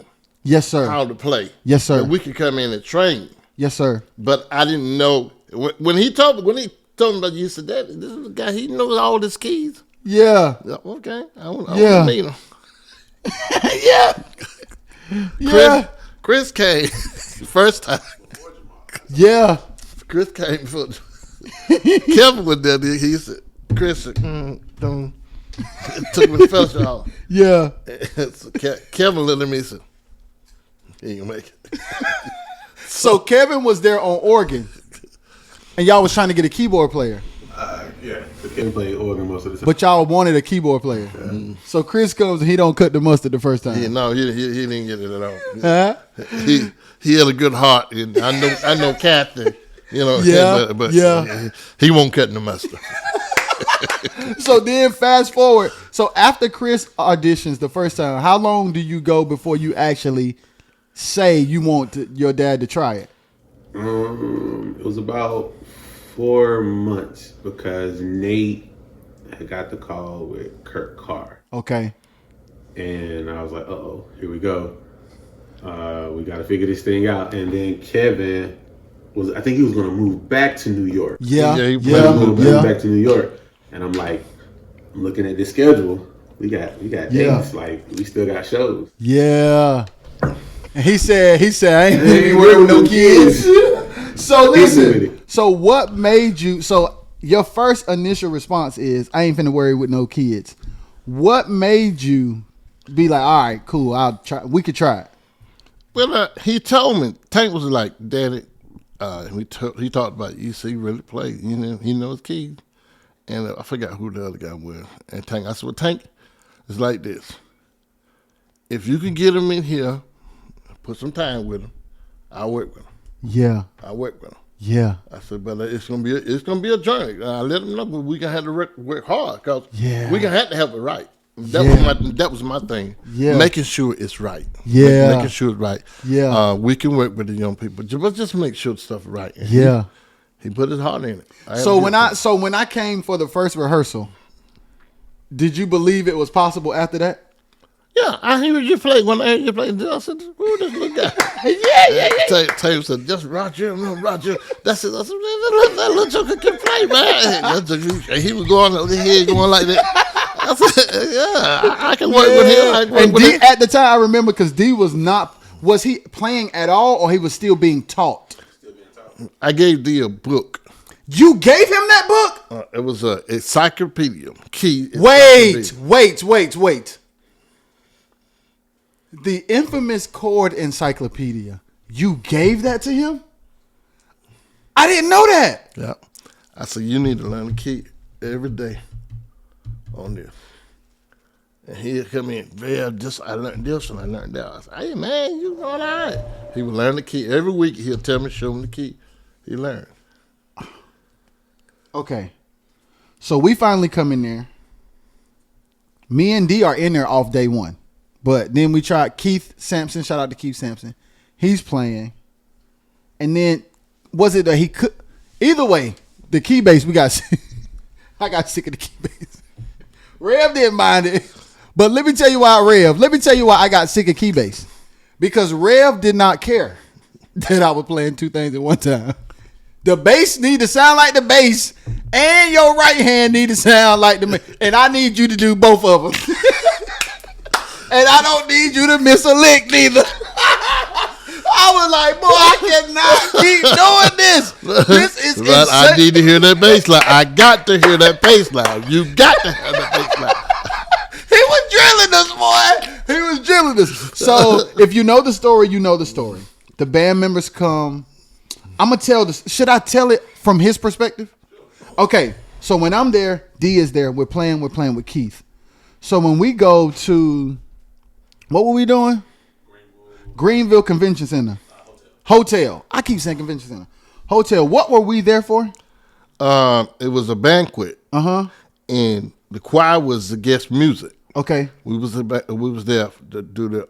Every time they had a section, we'd go up and sing. Yeah. Yes. And I think when everything was over, that's when y'all saw Chris. Yes. And Tank called me. He said, "Daddy, you remember that little guy that came to one time and he couldn't play?" I said, "Yeah." He said, "Daddy, he on bass guitar now." I said, "What is it?" He said, "Daddy, he know our CD." Yeah. So note. So we heard him, and then you reported back. Yeah, I wasn't gonna tell him up front. Okay, so yes, let's tell it. Okay, then I'm gonna get back to you. So this how I have. Yes, you were not there. We had to check. I said, Tank, I don't care if the only thing he know is this CD. If he know it, hire him. So we went to the church. We did our thing. He did know the songs. Jalea, sorry, I got that from Jalea. So we play. He know the songs. I'm like, Tank, he's hired. Okay, so yeah, we go through the songs. He knows them. We hire him. So at this point, we get Chris. How long after did we get G? Probably about 3 months. Who G? Terrell. Tell it. Terrell came in. He said, "Hey, Real." I said, "What's happening?" "I wanted to be in the band." I said, "What can you play?" "Nothing." We was getting ready to go on a show with Albertina Walker at Fight High School. I said, "I tell you what, I want you to study Earth, Wind, and Fire. Nothing but the brass. Everything you hear on the brass, I want you to learn how to just play. Hear it in your head."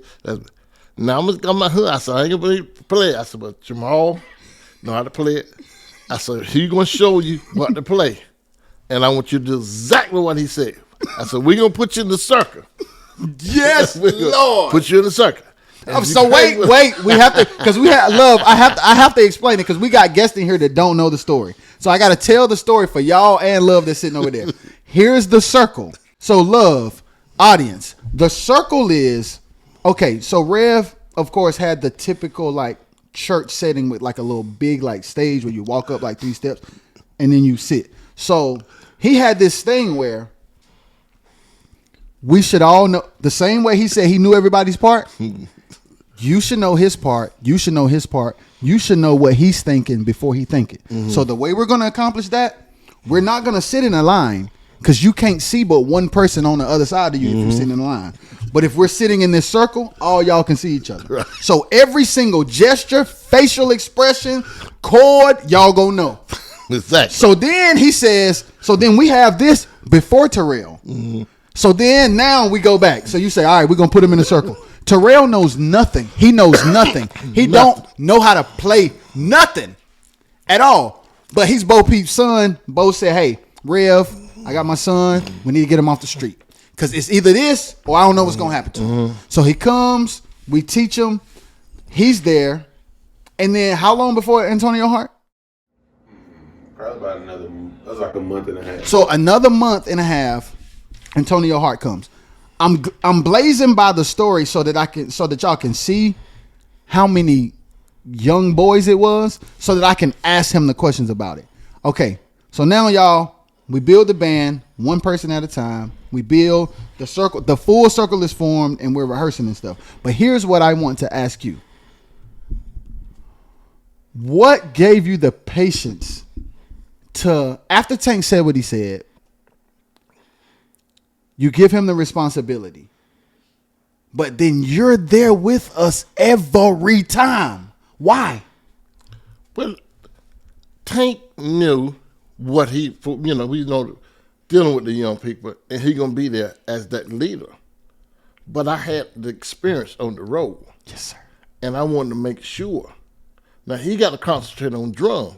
He ain't got time to be trying to worry about what everybody else doing. He got to feel it, lock it in, just like you do. Yes, sir. I got to be that lead singer. Yes, sir. So I need to know how y'all feeling, so y'all can help me feel the way I need to feel out there in the front. Yes, sir. And saying that, and I remember when we went to St. Peter's, we had to perform. The friends couldn't make it. And I told them that was the best feeling because I didn't have to look back at y'all to say nothing. That was the best feeling because they already feel me. Yeah. We don't work together so long. They feel me. Yeah. And that's a good float, man. And that's what I was looking for. I wanted to be there so you could feel me. Yes, I could sir. feel every instrument. I could feel all of it. That was the purpose of being there. Yes, sir. And the crazy thing is, everything that he had ever learned, he shared it. And that's what was crazy. Like the dudes, and I'm talking about, he taught us the on stage do's and don'ts. And the off stage do's and don'ts. He tried his best. Boy, we failed miserably. Because half the stuff we didn't listen to. But he told us. Some stuff used to happen. I used to be like, Rev trying to tell us this is going to happen, man. I think we should have listened to him. So we're going through this. We learn. We grow. Eventually, we all start to grow up. You're still doing your thing. One by one, we all leave. You're still the pastor of Glory Baptist. The membership starts to decline. Are you feeling anything about, because I'm sure you're seeing the decline. How are you feeling about the decline? Well, at that time when I started seeing it, and I think when it first started, the decline, a young man got shot right across the street at a store. It happened twice. And both time it happened, they put it on the news. He got shot in Glory Baptist parking lot. So now, 5 points now, name is getting it's so dangerous to go over there. It's just dangerous to go over 5 points. So now even when we were starting to have different service and we get preachers to come, we can't get nobody to go over there because it's kind of rough over there, Real. They're afraid this car going to get vandalized, and somebody going to do this in my car and somebody going to get hurt, get shot. I thought, oh, Lord. And we had to go down to the Wilson Daily Time and tell them to stop putting that in the paper like that. Because every time a court case came up with an incident, it was where they got shot in Glory Baptist parking lot. But the guy shot between the bus. He was at that fence. Yeah. And so the people didn't get killed in the parking lot. And that's what was sounding like. Yeah. And I mean, it was so one incident happened. It was a wedding at the church. And so we couldn't get nobody to work with the wedding party. They was decorating. Mm-hmm. And it was a Saturday morning. Mm-hmm. And so Cynthia and I went out there to assist them, make sure they can get in the building and everything. So it ain't even 12 o'clock yet. It's leading up to 12 o'clock. And 3 girls were there. And she said, I need to go to my car and get some stuff out. Yeah. Mind you, she parked right in front of the church door. Uh-huh. And she got to go out to the car and get some stuff out of the car. So she looks at the other girl and said, I need to go to the car and get some stuff out. She said, okay. And they kept doing what they were doing. She said, duh. And she said, I need to go to the car. And the other girl, 2 girls, and they stopped and they looked. She said, do you know where we at? Wow. And she said, we in 5 Point. And it's all, so all 3 of them had to go out together. Wow. So the car is parked right there in front of the door.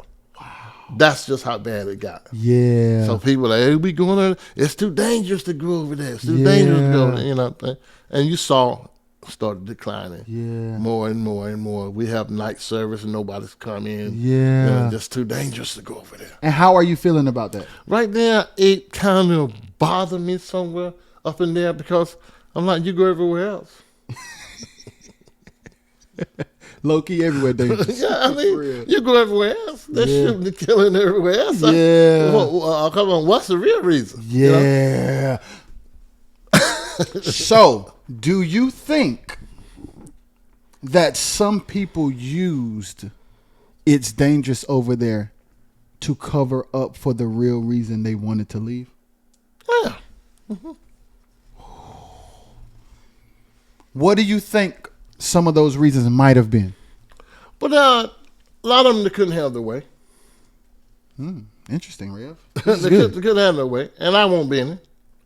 At all. Rev don't be in it. I mean, I had a lot of ladies come down, they wanted to do this, and they got good ideas, but the next thing was Sunday School Bible Study. Facts. Yeah, Facts. We're going to do that. We're going to do that.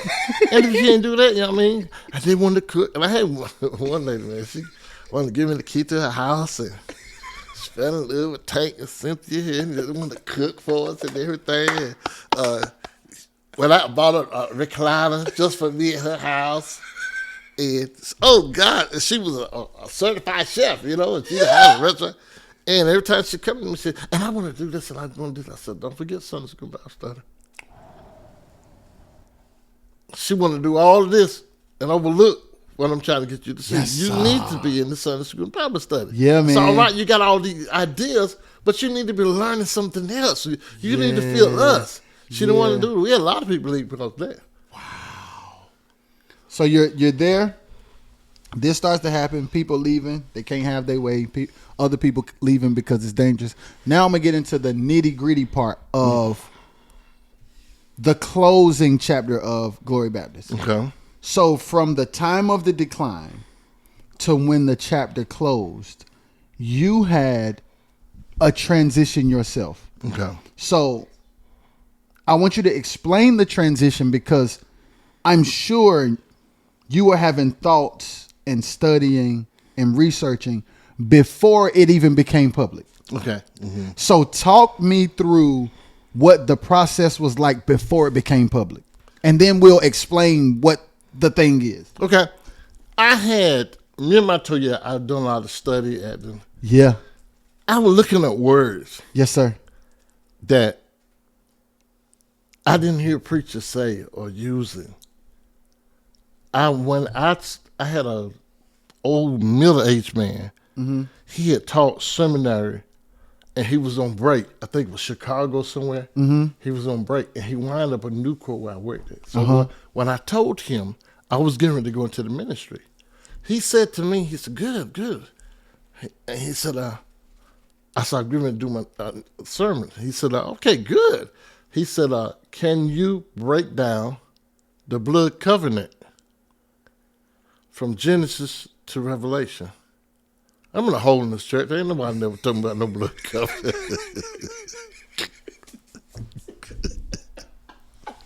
Yeah. So I said, no. He said, who in the world gonna let you preach? Ooh. So he said, I'm gonna take you to seminary here at work. Okay. He said, you need this book, you need that book, Yeah. and you need that book. Mm-hmm.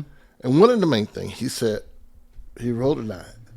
It was a Hebrew Greek concordance. Mm-hmm. Okay? I called every pastor that I could think of, different people. Did you ever hear it? No. I wound up going to Wilmington. Mm-hmm. And I walked in the Books a Million. Mm-hmm. And this old elderly white couple then, I first the lady, and I said, I need to order this book. Mm-hmm. And she said, what school you going to? How do you know about this book? Who told you about this book? I mean, like, I'm getting ready to go to jail. Nobody heard of the book, right? The book is older than Tank. Yeah. Tank's a little baby. Yeah. I got my case down, but I done used it. So she goes in the back and get the older white man. He comes out. So he give me the third degree. Who told you about this book? How you know about the book? Blah, blah, blah. So when it came, it took like 2 weeks. The book come back. I go down to Wilmington, pick it up, and I come back, and he showed me how to look up the Latin, Hebrew, Greek words by the numbers. Mm-hmm. So now I'm looking at words, and I'm looking at stuff in the Bible that I ain't know nothing about that. I ain't heard no preacher say this. Yeah. So that's when my amen changed to, well, because you saying stuff now, I know you ain't read that right. I know you ain't read this right. So now I'm looking at stuff with a lot of questions. Okay? That changed my whole perspective of the Bible now. Yeah. And I'm looking at this, and with that, let's say Noah's Ark. And when you do the measurement of what's in the Bible, you can fit the ark in your backyard.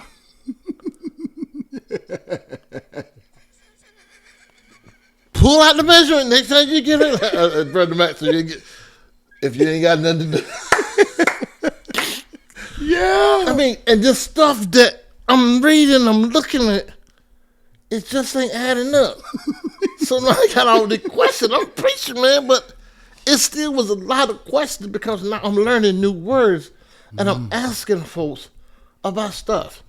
Cynthia and I hadn't gotten married. And I was reading the book, and I said, Cynthia, and I was on a hook and I said, where's the kingdom of God? And in that scripture it said, when you're breaking it down in the other Bible, it said, if someone say the kingdom of God is here, there, it said the kingdom of God comes without observation. I mean, you can't see it. Yeah. Okay? Yes, sir. So he said, if someone say the kingdom is over here, kingdom just don't go, because the kingdom of God is without observation. Where is it? It's in you. Yeah, man. So now I'm looking at, I call Cynthia. Cynthia, where's the kingdom of God? You read this? Yeah. And so every time I'm reading something, I call a preacher or some preachers I know, oh, you're making too much out of it. You're making too much out of it. I'm looking up stuff. And they basically telling you're doing you're making too much out of it.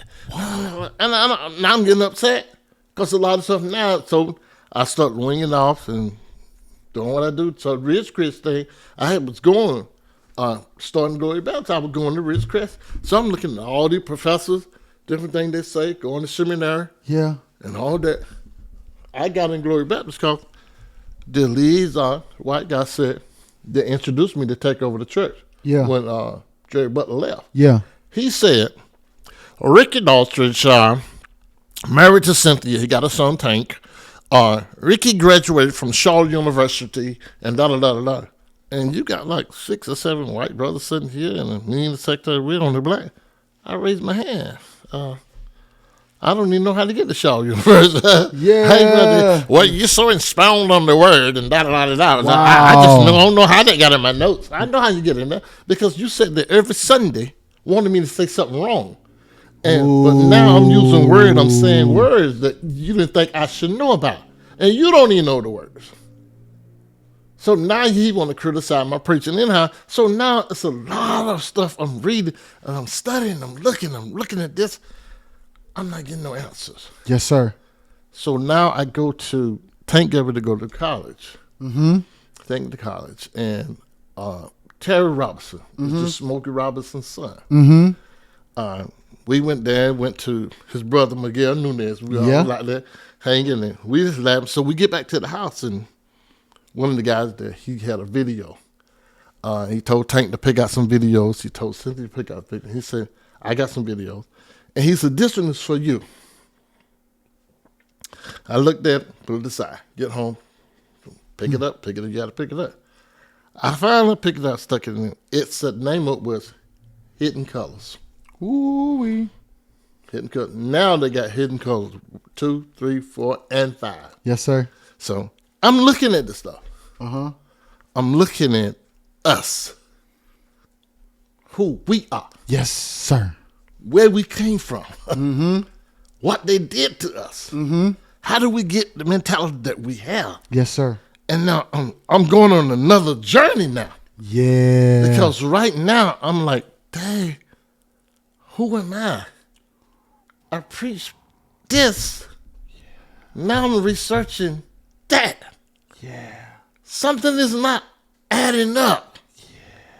Come on, God. It's not adding up. Yeah. So Frances Cresswell, I think was her name. In the video, she said, you know, it's a shame how they did us in religion in that video. And I was like, what did they do? Phil Valentine was one of the researchers and professors in Black Guy. He was a reverend. Mm-hmm. He was talking about Beethoven, music and all. Beethoven, when he split his hands up to get the keys, that's why hard to get some of his notes. And it goes through all of this. So she said, what they did was religion. She goes through the part of them whipping us till we understand who Jesus is. The same way in Your Name Be Toby, Roots, the video, Roots, they did it. Mm-hmm. And then they start showing all of this, and I was like, dang. Whoa, no. So now my next step was, let's see about this Bible we got. Okay. Who is King James? That's a good question. I can't. I'm giving it a test. That's an amazing question. and I looked it up. Child molester, homosexual, murderer. And I'm like, this can't be the Bible that I preach from. The King James. Cause that's the to some people, translations are not the authentic word of God. It's the King James. The King James. That's the Bible. And they're going to keep that Bible as long as the Masons and you got lawyers and stuff in charge because it's coded. Now, I'm reading this stuff and I'm blown away. I'm like, no, I can't believe this. I can't.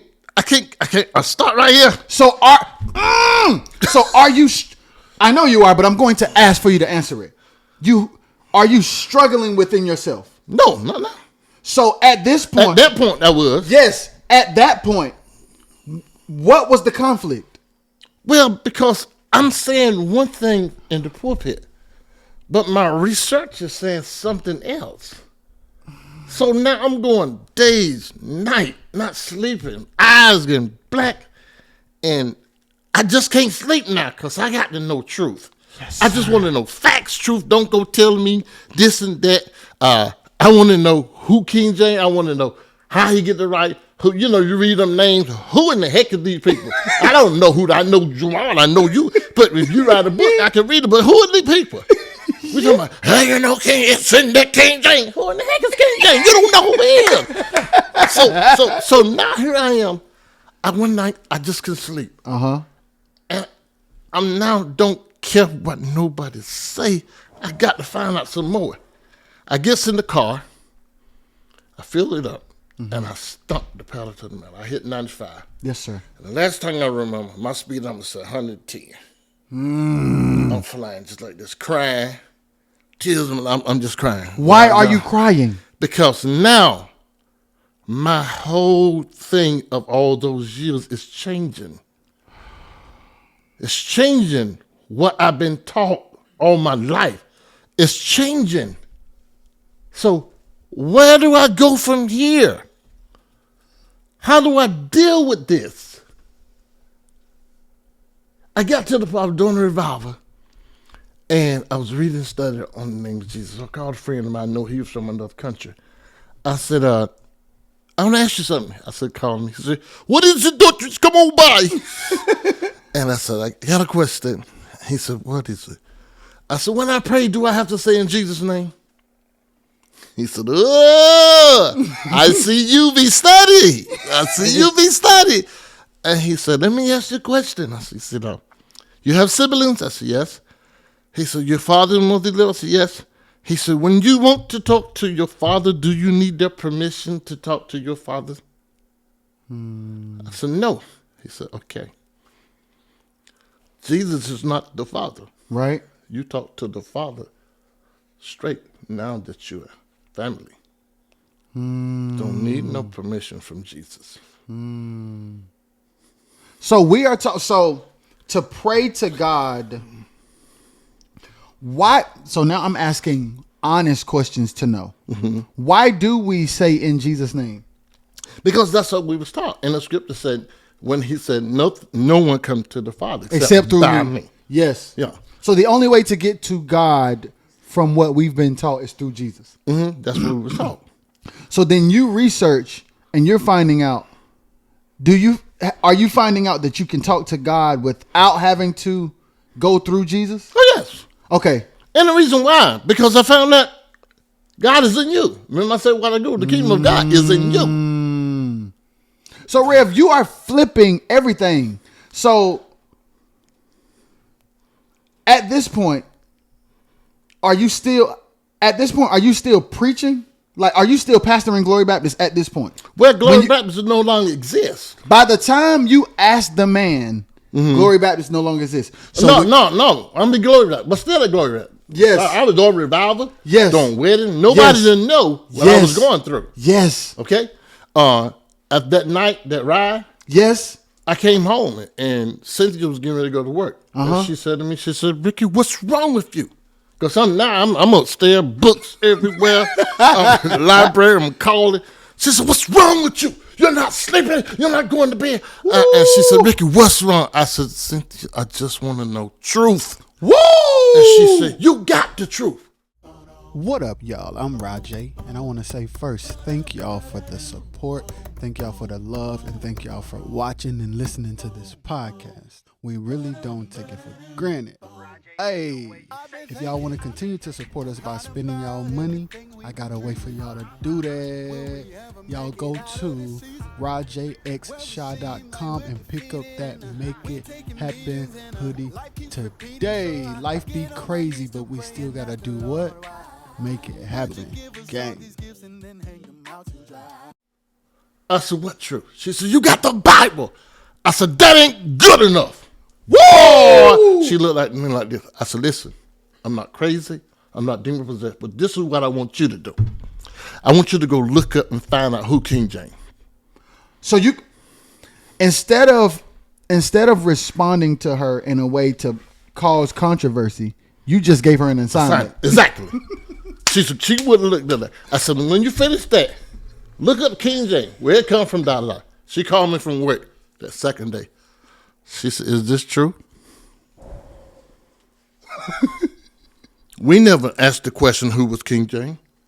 And she said, let me ask you this. Why they stop using the Geneva Bible? The Geneva Bible is before King James. Okay. Our country decided to use King James and stuck with King James. I don't care what else you want. Like I told you, they ain't gonna switch. They're not gonna switch. He got that eye too. I'm telling you now, it's coded. It's coded. A lot of codes is in there. Yeah, okay. Lawyers, judges, all of them know. I found it out. Yeah. Okay, I got FBI friends. And so now I'm like this, huh? And she called me, she said, Rick, is this true? She said, the Geneva Bible said this and da-da-da-da-da-da, and it's all about us as black people. I said, exactly. All that was hid from us. And she said, Lord, Ricky, have we really been lied to us all that? I said, every bit of it been lied. And so she started her journey. She started reading. Gonna pull this up. She'll call me. I saw this and I saw that. So you got all these hundreds and thousands of hours just before King James. So you ask the question, why they kept switching?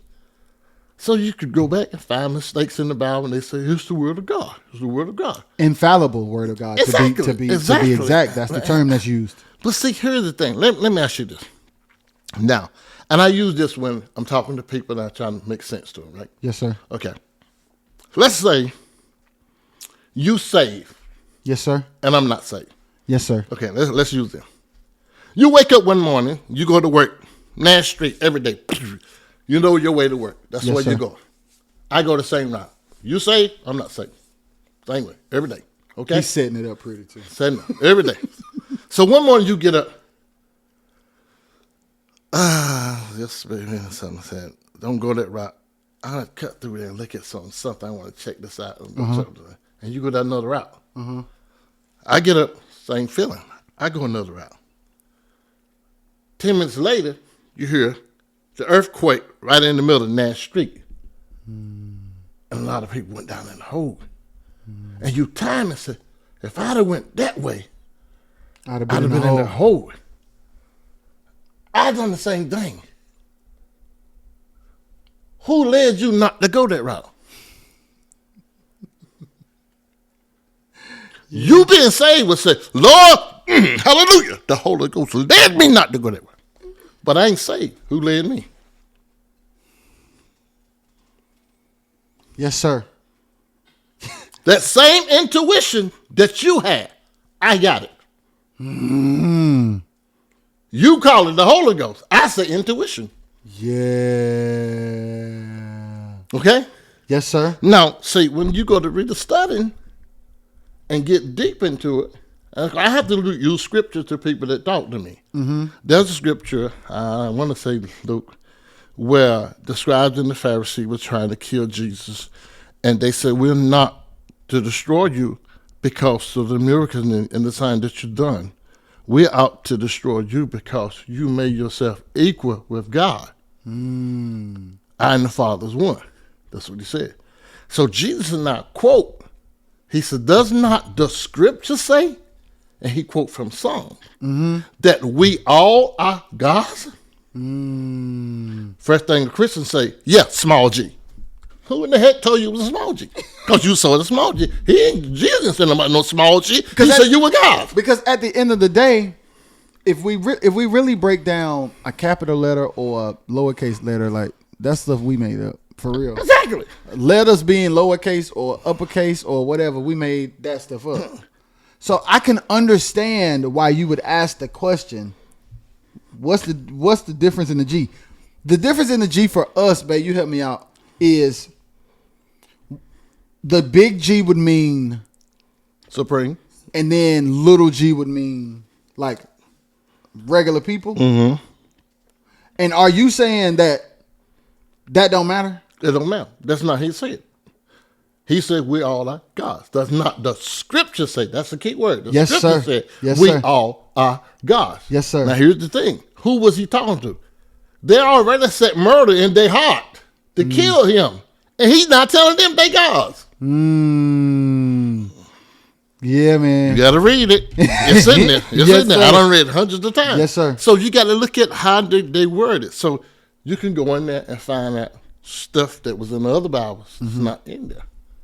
And then I asked him, why the Roman Catholic got 90-something books? It's 97, and we only have 66 books in the Bible. So you got to look at the difference here, the difference there. All this stuff is going on. Everything is going on. Man, they played us hard. Yeah, they really played. I got one man. Really good. You heard of Hercules, right? Hercules, yeah. Hercules' mother was pregnant by an angel. So you got all the other gods. Cubit. Oh, back there, bro. All these gods. So you got 35 saviors out there that's older than Jesus. Interesting. Yeah. Hold on, wait. You're saying that there are saviors before Jesus? Yeah. Okay. Same story. Okay. Same story. And so you're looking at stuff, and I'm pulling up stuff that we didn't know that they hear from us. I get one lady said, "You always trying to do something, da da da da." She said, "I don't leave them messages." I said, "I'm gonna ask you one question, and then I'm gonna leave you alone." And she said, "Shoot." She's supposed to be a Bible scholar. She thought she would. Mm-hmm. I said, "Who was Adam's first wife?" She said, "First wife? What you mean first wife? He hit Eve. It's Adam and Eve." I said, "No, it won't." You finna blow my mind. I'm gonna just let you go. Oh, y'all can look at it and pull it up. Who was Adam's first wife? Her name was Lilith. That's a whole nother story. My wife booked. In there, and Lilith was his first wife. So these are stories that they were getting ready to use, but they didn't use. So you got stuff like that people don't know. So, okay, so now, let me break it down what Rev is saying. Rev is saying, for those of us who live and die by the 66 books, there's 30 more books that would give you more context to the entire Bible just alone. No. Before before asking questions, we don't even have the whole Bible. There's some lost books of the Bible. Okay. The lost books of the Bible. So you go and read some of them other Bibles. Yeah. Read some of them and see what they got in there. Yeah. And see what all the mistakes that's in the Bible. Yeah. Because they was copying from the wall. Okay. From Africa. And so you got all these mistakes in there. Yeah. And I started seeing that. So, oh, God, where did they get that from? Where did they get that story from? So what they did, they copied a lot of story. African story is in the Bible. They changed them, moved them around, plagiarized them, fixed them up like the way they want to fix them up. But if you start going all the way back to the wall, you'll say, oh, that's where they got that from. Ooh. So I started doing all of that, man. Yeah. Researching, pulling up stuff, going out to the library, pulling up that. And it just got me to the point. I can't say that no more. I can't. So, perfect. So when you stopped saying stuff, or when you started saying other stuff, are your current Glory Baptist members looking at you funny? No, some of them, I stay within God. Yeah. I believe there's a higher power. Okay. I know there's a higher power. Yes, sir. That higher power and I are one, just like the whole universe. Yeah. Okay. I know this. So my sermon was saying the same. Yes, sir. And what really started to mess with the people, because I was getting ready to leave. Mm-hmm. I was getting ready to leave Glory Baptist. Mm-hmm. I was heading out. Yeah. Tank was in California. I said, I'm moving to California because now I'm reading. I need to be around people that's comfortable pulling, reading, doing research, and they ain't got to put up a lot of arguments. So, okay, let's explain what you mean by that. Wanting to get around people who are comfortable with doing the research. We from the South. Mm-hmm.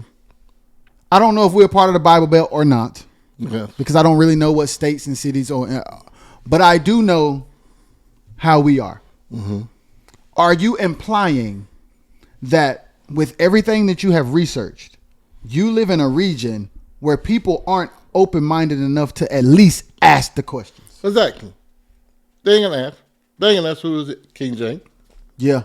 They ain't gonna ask. So you like, I'm out of here because I want to have, there's a conversation I need to have. There's things I need to know. There's things that I want to know. And I need to have a conversation with people who are willing to have the conversation. So I'm out of here. I'm out. So what made you stay? Nancy called, and I was sharing when I started bringing all the Sunday school. Now, I divided the Sunday school up. I had all the men come to Sunday school, all the ladies. Men, I need to talk to you about. So there was a thing called the Willie Lynch letter. Mm-hmm. Lynchburg, Virginia. I told them to pull it up. Carl made a copy of it, the Willie Lynch letter. And I wanted to dissect it. Mm-hmm. And show them what happened to us. Mm-hmm. What they did to us. Mm-hmm. Stuff like when you start pulling up, you see black men couldn't answer his own door. Mm. Slave master knocked. if that black man opened that door, he snatched him out. He couldn't be like a leader. Snatched him out of the house, hooked him between two mules, and split him right in front of his family. It was to mess with the mind of the wife, kids. Daddy can't protect us. So in that letter, it was showing when they were whipping with beating slaves, and when Willie then said they would come up with a plan to deal with slave people that will hold them down for the rest of it, for so many years. Mm-hmm. So now you understand that we've been bound mentally over 500 years. Mm-hmm. So this is the plan that was set up. When you start, so I wanted them to see that letter. I wanted them to see where we come from. So I kept telling the people, y'all, some changes getting ready to be made in GBC. Some changes. Please come to Sunday school and Bible study, because now I'm on that road. I'm starting bringing stuff that I looked up. So now when I get ready to make a transition, you will be in the right frame of mind to understand where I'm coming from. Mm-hmm. So in the process of doing that, I said, Nancy, I got to go. These folks, and I'm in Eastern North Carolina. Mm-hmm. I went to a workshop a few years ago after I got there in New York for a whole week. And looking at the material that they gave us, everything was saying, they went way back and said, we was like 60 years behind everything. And I was like, okay. And this is how it came out and what made me start really paying attention to my location. They said, if you get a set of twins, separate them at birth. Mm-hmm. Let one stay in Eastern North Carolina, someone up north. Bring them together at 12 years, see who be the smartest. More advanced up north. Right now, a few years back, Tank was a baby. A certain cologne, if you find a good cologne, it'll come out. New York. Hit all the way around, all around the globe. Come up Miami.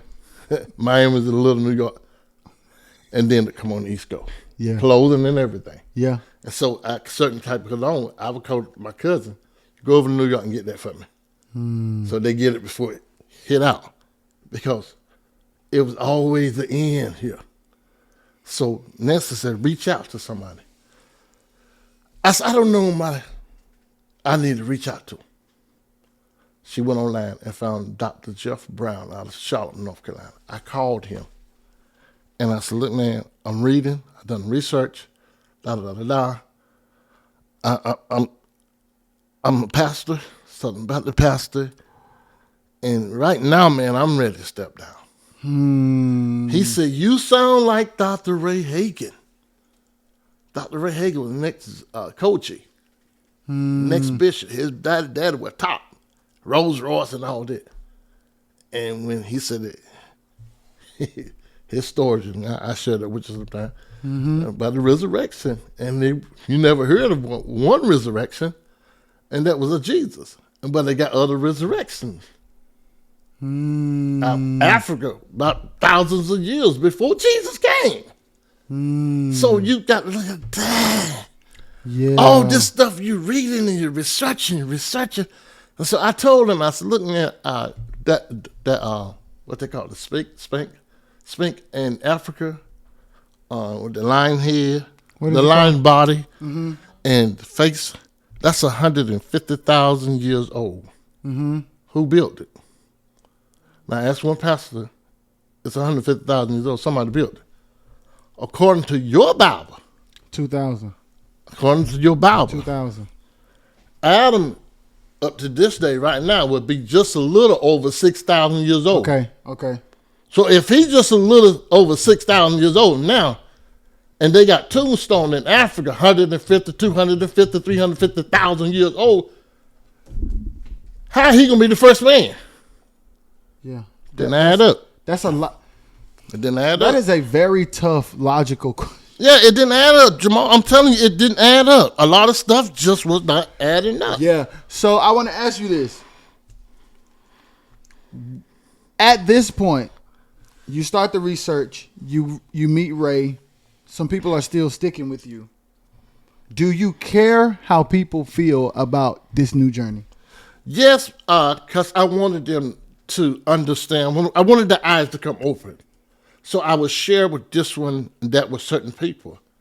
And Nancy said, what you going to do?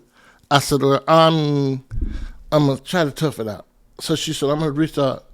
Dr. Jeff Brown said, you need to reach out to Dr. Hagen. She said, he's a very busy man, very popular man. He's powerful. He's worldwide known, da-da-da-da-da. He said, but he will read his email. Nancy put in the email. Something about the pastor, eyes came open. I said, awaken, need help. He called, text back that next 15, 20 minutes. So he called me. He called, left a number for Nancy. She gave it to me, I called him. We talked 2 hours. He crying, I'm crying. He said, Doc, where you at? I said, I'm in Wilson, North Carolina. He said, oh, God. He said, do you know you in the most misinformed place on the globe? You live in the most misinformed place on the globe. He said, wow. He said, and it was another thing he used. I said, yeah. He said, dang, he said, you're going to need help, Doc. He said, I got a very busy schedule this week, and I tell you what, he said, I'm a counselor. Give me an hour. I'm a counselor out everything I got to do this weekend. I'm coming to where you at, Doc. And he did it. He counseled out everything. He would book heavy. He counseled out, and he showed up. And we've been friends ever since. Friends ever since, man. And the stuff that he had researched, just sharing, man, just a whole lot of stuff. I knew the pandemic was coming way before anybody did. How? You know I'm gonna ask, man. I'm a guy. But he's deep in there. He's deep. He's deep. When I say he's deep, he's deep. That's crazy. Look at Tank face. He's deep. When I say he's deep, he's deep. Yeah. So a lawyer came from Newberry. He came down. So he said, man, he said, you're going to need some help. So he introduced me to 3 FBI agents. And we become friends. So we tag, stay in touch. So he said, have Butterfield been out here talk with you? GK? I said, no. He said, he gave me his card. Tell him to get his red over here with you. Y'all need to talk. Because a lot of stuff that I was reading, lawyers already know. Judges already know. And then I had the question, why you stay in the courthouse with a Bible you don't even believe in? So it was a whole lot of questions because they know stuff. They know stuff. Yeah. And I started finding out. So a lawyer from Wilson called me. He said, Doc, you okay? And I said, all right. He said, we need to talk. And he said, you know I already know where you at. I said, I know, I heard. He said, just be careful, man. They out to get you. They want to shut you up. Friend from Virginia called, Pastor. He said, hey, Doc, they had a meeting on you. D.D. Jakes, all of them. Oh, the name Daughtridge are ringing. I'm telling you. We got to shut this joker up because he getting ready to mess our money. You just booked me so bad. I'm telling you, see, so you're in a little city. You would think, well, you got to understand. See, here's the thing, Jamal. My name was so hot. When people got in trouble, I think I would sign the paper for them to come to Bible study, dealing with parole office. Yes, sir. Eric Bond. Yes, sir. Eric Bond told me some people showed up at GBC. I knew who they was because I had to do some paper on the pastor. Oh, wow. So they told me to come downtown, and I can talk about it now. Yeah. I can talk about it now. And I'm telling you, so they said, they came back after I'd done the paperwork on the pastor and his wife. You know, he's getting ready to go work with CIA, going with FBI stuff. So I had to do paperwork on him. He's going back in the military. So them same people come back. I had to go downtown. Walk slow. Your name is so hot. Be careful. So are you worried about being killed? That's what the fear they put in me. And to let my family know, don't be gone too long, certain place. And I hid for a while. You like I say, you ain't heard nothing about me. I hid. I went over to the area office. I was crying. I'm scared now.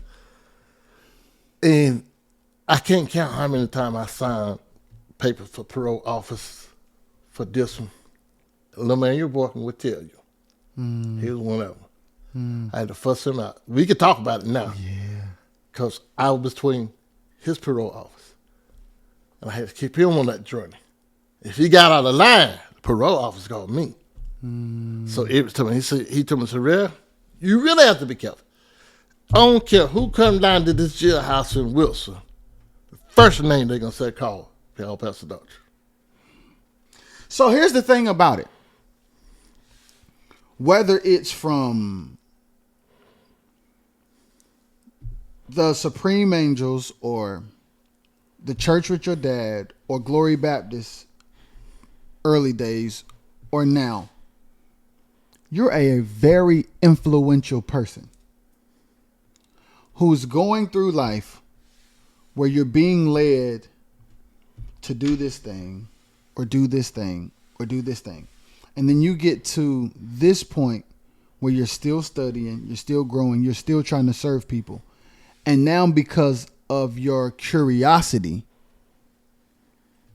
it is so crazy that after all you've done and after all the time you've spent serving people, because of what you want to know, somebody might kill you? Oh.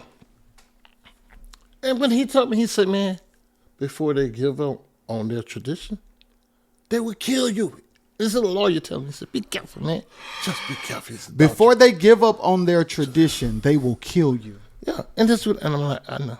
And so for a long time, I didn't hardly go anywhere. I felt like I had to have security wherever I went. And Thomas, my brother, got here calling, you all right, man? You back out all the time. He said, you need to go somewhere down there. I said, so I had to get to that point. I couldn't live in fear.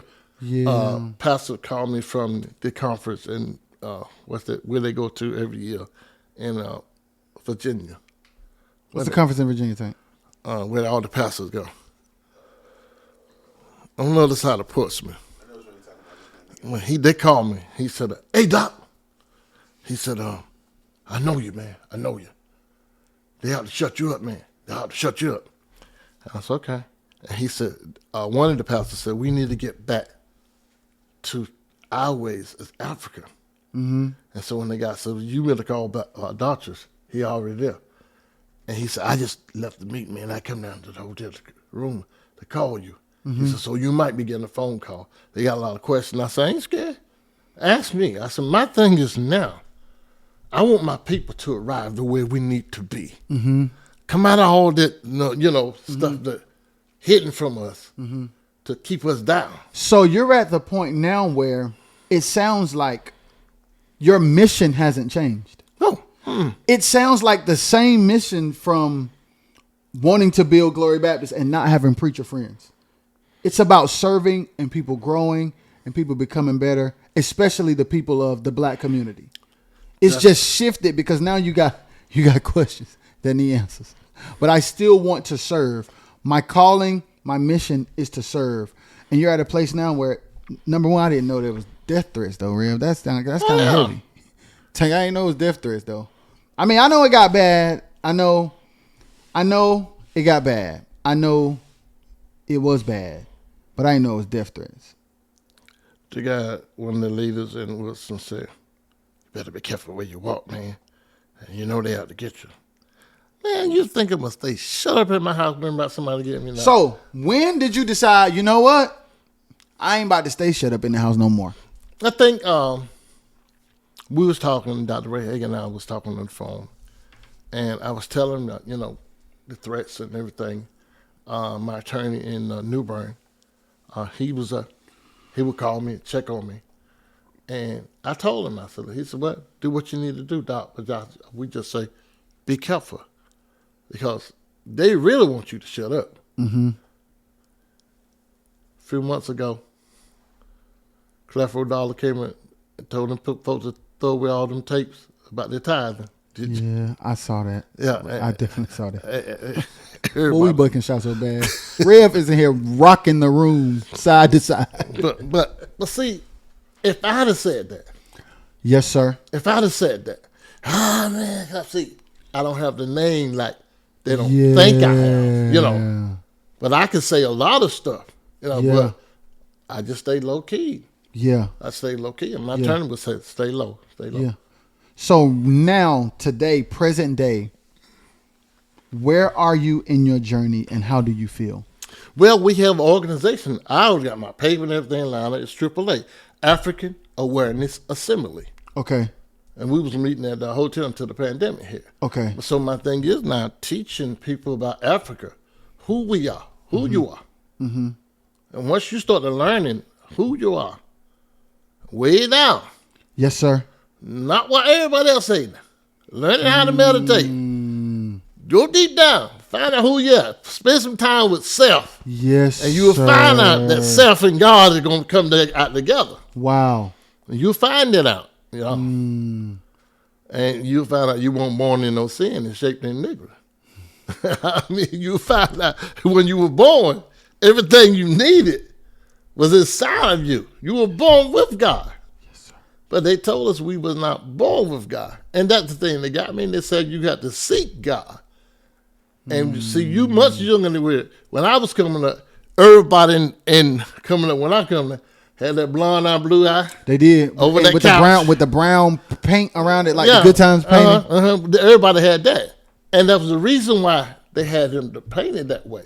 Because every time you hear a deity, that's what you saw. Blue eye, blonde hair. Yeah. There was a reason for that. Yeah. So I had to speak against all of that. No. And this is for you to be a man of faith, for you to be a man who seeks wisdom and look to God for answers. There were people in the city that went as far as to say you didn't believe in God anymore at all. Mm-hmm. I heard that. What do you say to those people? They're lying. They don't even know. They ain't talking to me. Because I never told nobody I didn't accept that there's a creator. You just said that this Holy Bible got some cracks in it. Yeah, and I said it, if you're talking about Jesus had a son, I'm that son. You are that son. When you understand who the Christ is. Christ was not a person. Christ was a title. You are that Christ. And these are things that the average, because I'm going to be honest, I'm going to be very transparent. The only thing I know about church and the Bible are things that I've seen or things that I've heard people say. So this may be a controversial conversation to some people. It's especially if what you know about God and Jesus and the Bible is stuff that you've only seen or heard. So whether you agree with what Rev is saying or not, you have to accept the truth of you being adamant about a thing that you're only adamant about because you seen it or heard it. Yeah. Not because you studied it, not because you asked about it, not because you researched it. So it becomes a thing of, if anybody who's watching this or looking at this, if anybody's uncomfortable or have a problem, the right thing to do is to not bash Rev or even bash me for having Rev on here, but to study.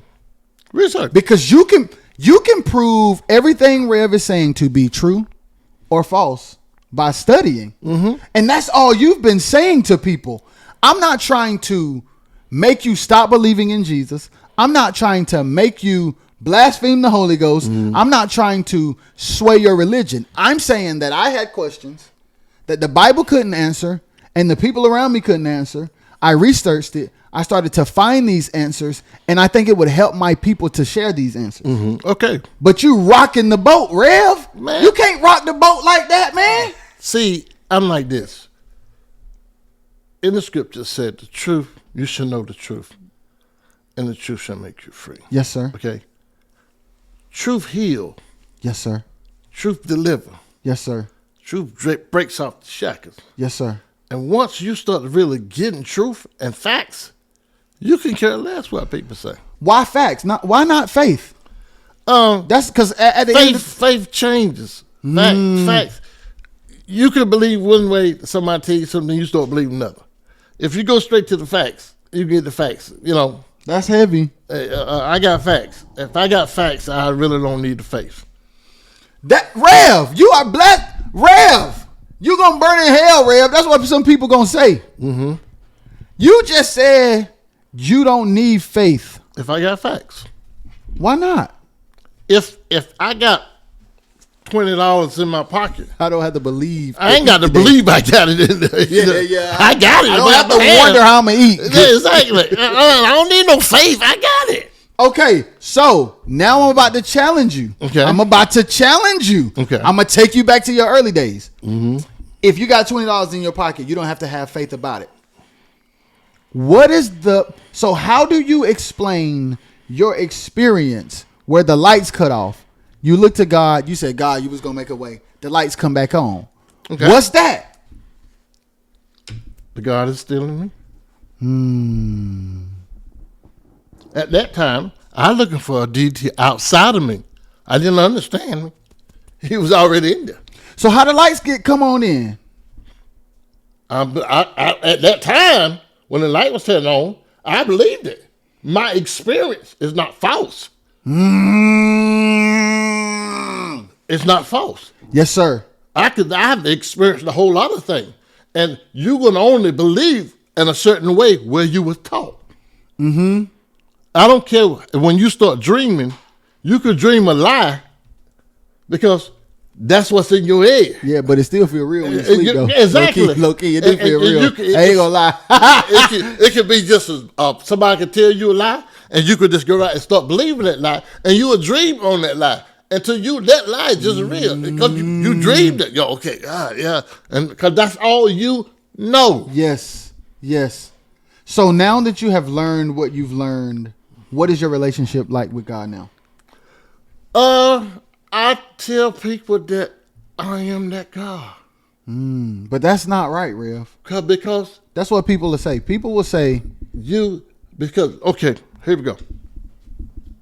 Let's go to the ocean. Okay. Go to the ocean. Yes, sir. I give you a jug. Yes, sir. And you got all the ocean out there. Yes, sir. You get that jug and you get that water out there, an ocean, the empty jug. Yes, sir. You bring it back. Is that not the same water in the ocean? It is the same water from the ocean. Just in a smaller container. That's true. God the same way. That's interesting, Tank. That is very interesting. Born in his image. Right. That's a good point. I ain't gonna lie. You got me. So what do you say to people? Because this is the perfect platform, because I know people are going to watch this because it's you. And I know people who are going to watch this who, for good reason or bad reason. Mm-hmm. Before we close, to everybody who has speculated, to everybody who has had questions, to everybody who has had rumors, what would you say to them right there? I would say research, and don't go off what somebody's always telling you. If they say something to you, research it, study it, look it over before you open your mouth. Because repeating what people say can hurt you real bad. And that he say, she said, all that kind of mess. Research. Now watch this. The crazy thing, and I'm going to challenge everybody watching and listening, whether you believe what Rev is saying or not. I'm going to challenge everybody. Because the same way somebody can make up a lie about you and you be offended because you know it's not true, the same can be with what we believe. If we understand the concept of gossip and misinformation as human, from human to human, it may be possible that we should see what we've heard and been taught about religion the same way. Like, go back to the source as far back as you can to find the truth. And that's all you're saying. Yeah. And I don't knock people religion. If you Muslim, whatever you want to be, Jehovah's Witness, people say, well, I'm Hindu and all that. My thing is, if it's making you a better you, go for it. It's all about being a better you. Don't be the same way. I flipped a new leaf this year, and you still the same person, the same way. Be a better you. Seek for to be better you. That is it. That's the punch out. At the end of the day, no matter what you believe, seek to be a better you. Rev just told his story from childhood up until now. And the common thread of his story is becoming a better person and lifting his people up. That's been the common thread of his entire story. Because some people, and I'm saying that to say that some people may say like, he off course, or God's hand is not on him anymore, or whatever you may say. No matter what you believe, who he is has been consistent throughout this whole entire time. Oh, most definitely. Like, you're exactly the same person. So, and it's weird because, like, when you hear stories about like pastors or situations like this, it's one thing to hear about it, and then it's another thing. And that's this one thing that bothered Tank too. Like, with different people, like him, you're his dad. He know you the same person, but he has to deal with people. Oh yeah, and it's crazy because even now, like, you've poured so much into us that there's nothing that you could believe, whether I agree with or not, that would make me disassociate myself with you. Okay. But there are some people who do. No matter what you've done for them. How do you feel about that? Well, ignorance. I mean, they can, if you want to be ignorant. I ran into a lot of people. But you ain't changed because they expecting, well, you don't believe God, no, the devil all over him and blah, blah, blah. You demon possessed at this point. No, it's not like that. Yeah. It's not like that. God got gifted people. I'm going to say this of a winding up. I was sharing with my sister. We was all talking. And I was talking about how people have gifts and able to do certain things that's not in the church. Okay? We was raised it. And she said to me, somehow we got on about witchcraft and voodoo and all that kind of stuff. I said, then you got to understand what the voodoo, where the word come from. I said, we was involved with voodoo all around. I said, but that was us. That was like magic. We understood medicine. They took it and made something ugly. That voodoo, Ricky, you need to shut up. Don't talk like something. And I'm going to say this and I'm going to get ready to go. I'm going to walk out the house. I said, you got burned real bad. Grease fell on you. What did mama do?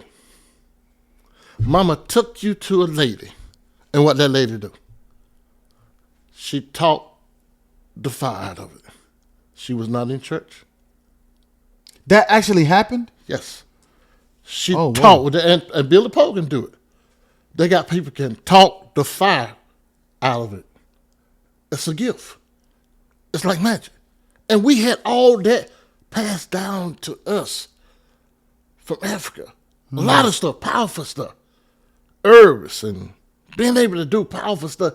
They took that away. Now you say to them, oh, that voodoo mess. Y'all mess with that voodoo mess. No, just understanding medicine can go out. My daddy would go out in the woods, and that's what's called sassafras. He knew exactly where to get that plant from, come home, wash it off, stick it, kept his blood pressure down, kept his stomach settled. A root. We was involved with that. They took all the herb stuff from us, put it in the pharmacy like they done it. Man, when you start reading to see the power that we have, the melanin in our skin, that's gold. Zinc, everything you could think of is in us. Yes, sir. In Africa, in the earth. We are the first frequency. We are the first. And they can't stand it. So when people say stuff, talking about me, hell man. Yes, sir. I ain't gonna call them my brother, my son over there. We had certain people, and they say, damn, how you deal with them? You know they don't like it. It's talking. It's not up to how they treat me. It's how I treat them. You know, I got to deal with me. And if they hating on me or they jealous because they trying to be me, they going to be in trouble because they ain't going to never be me. They going to be working hard trying to be me or trying to cut me down, and I'm going on with my life just moving on. Just move on, man. You got time for all that crap. Yes, sir. So, and I get it all the time. People tell me, and my mom, I tell people, my mom changed my name, my last name, when I was 17 years old. She changed my last name. What was it? My name is Ricky Lee Daughtridge. She said, Ricky Lee just don't care.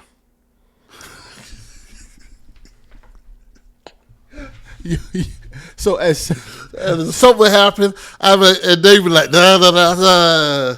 So she started calling. Every time you turn around, she said, that Ricky Lee just don't care. So I told her if I got a new last name, just don't care. Yeah, man. Yeah, boy. This has been great, man. I'm glad you came on. Because I wanted to have you on for two reasons.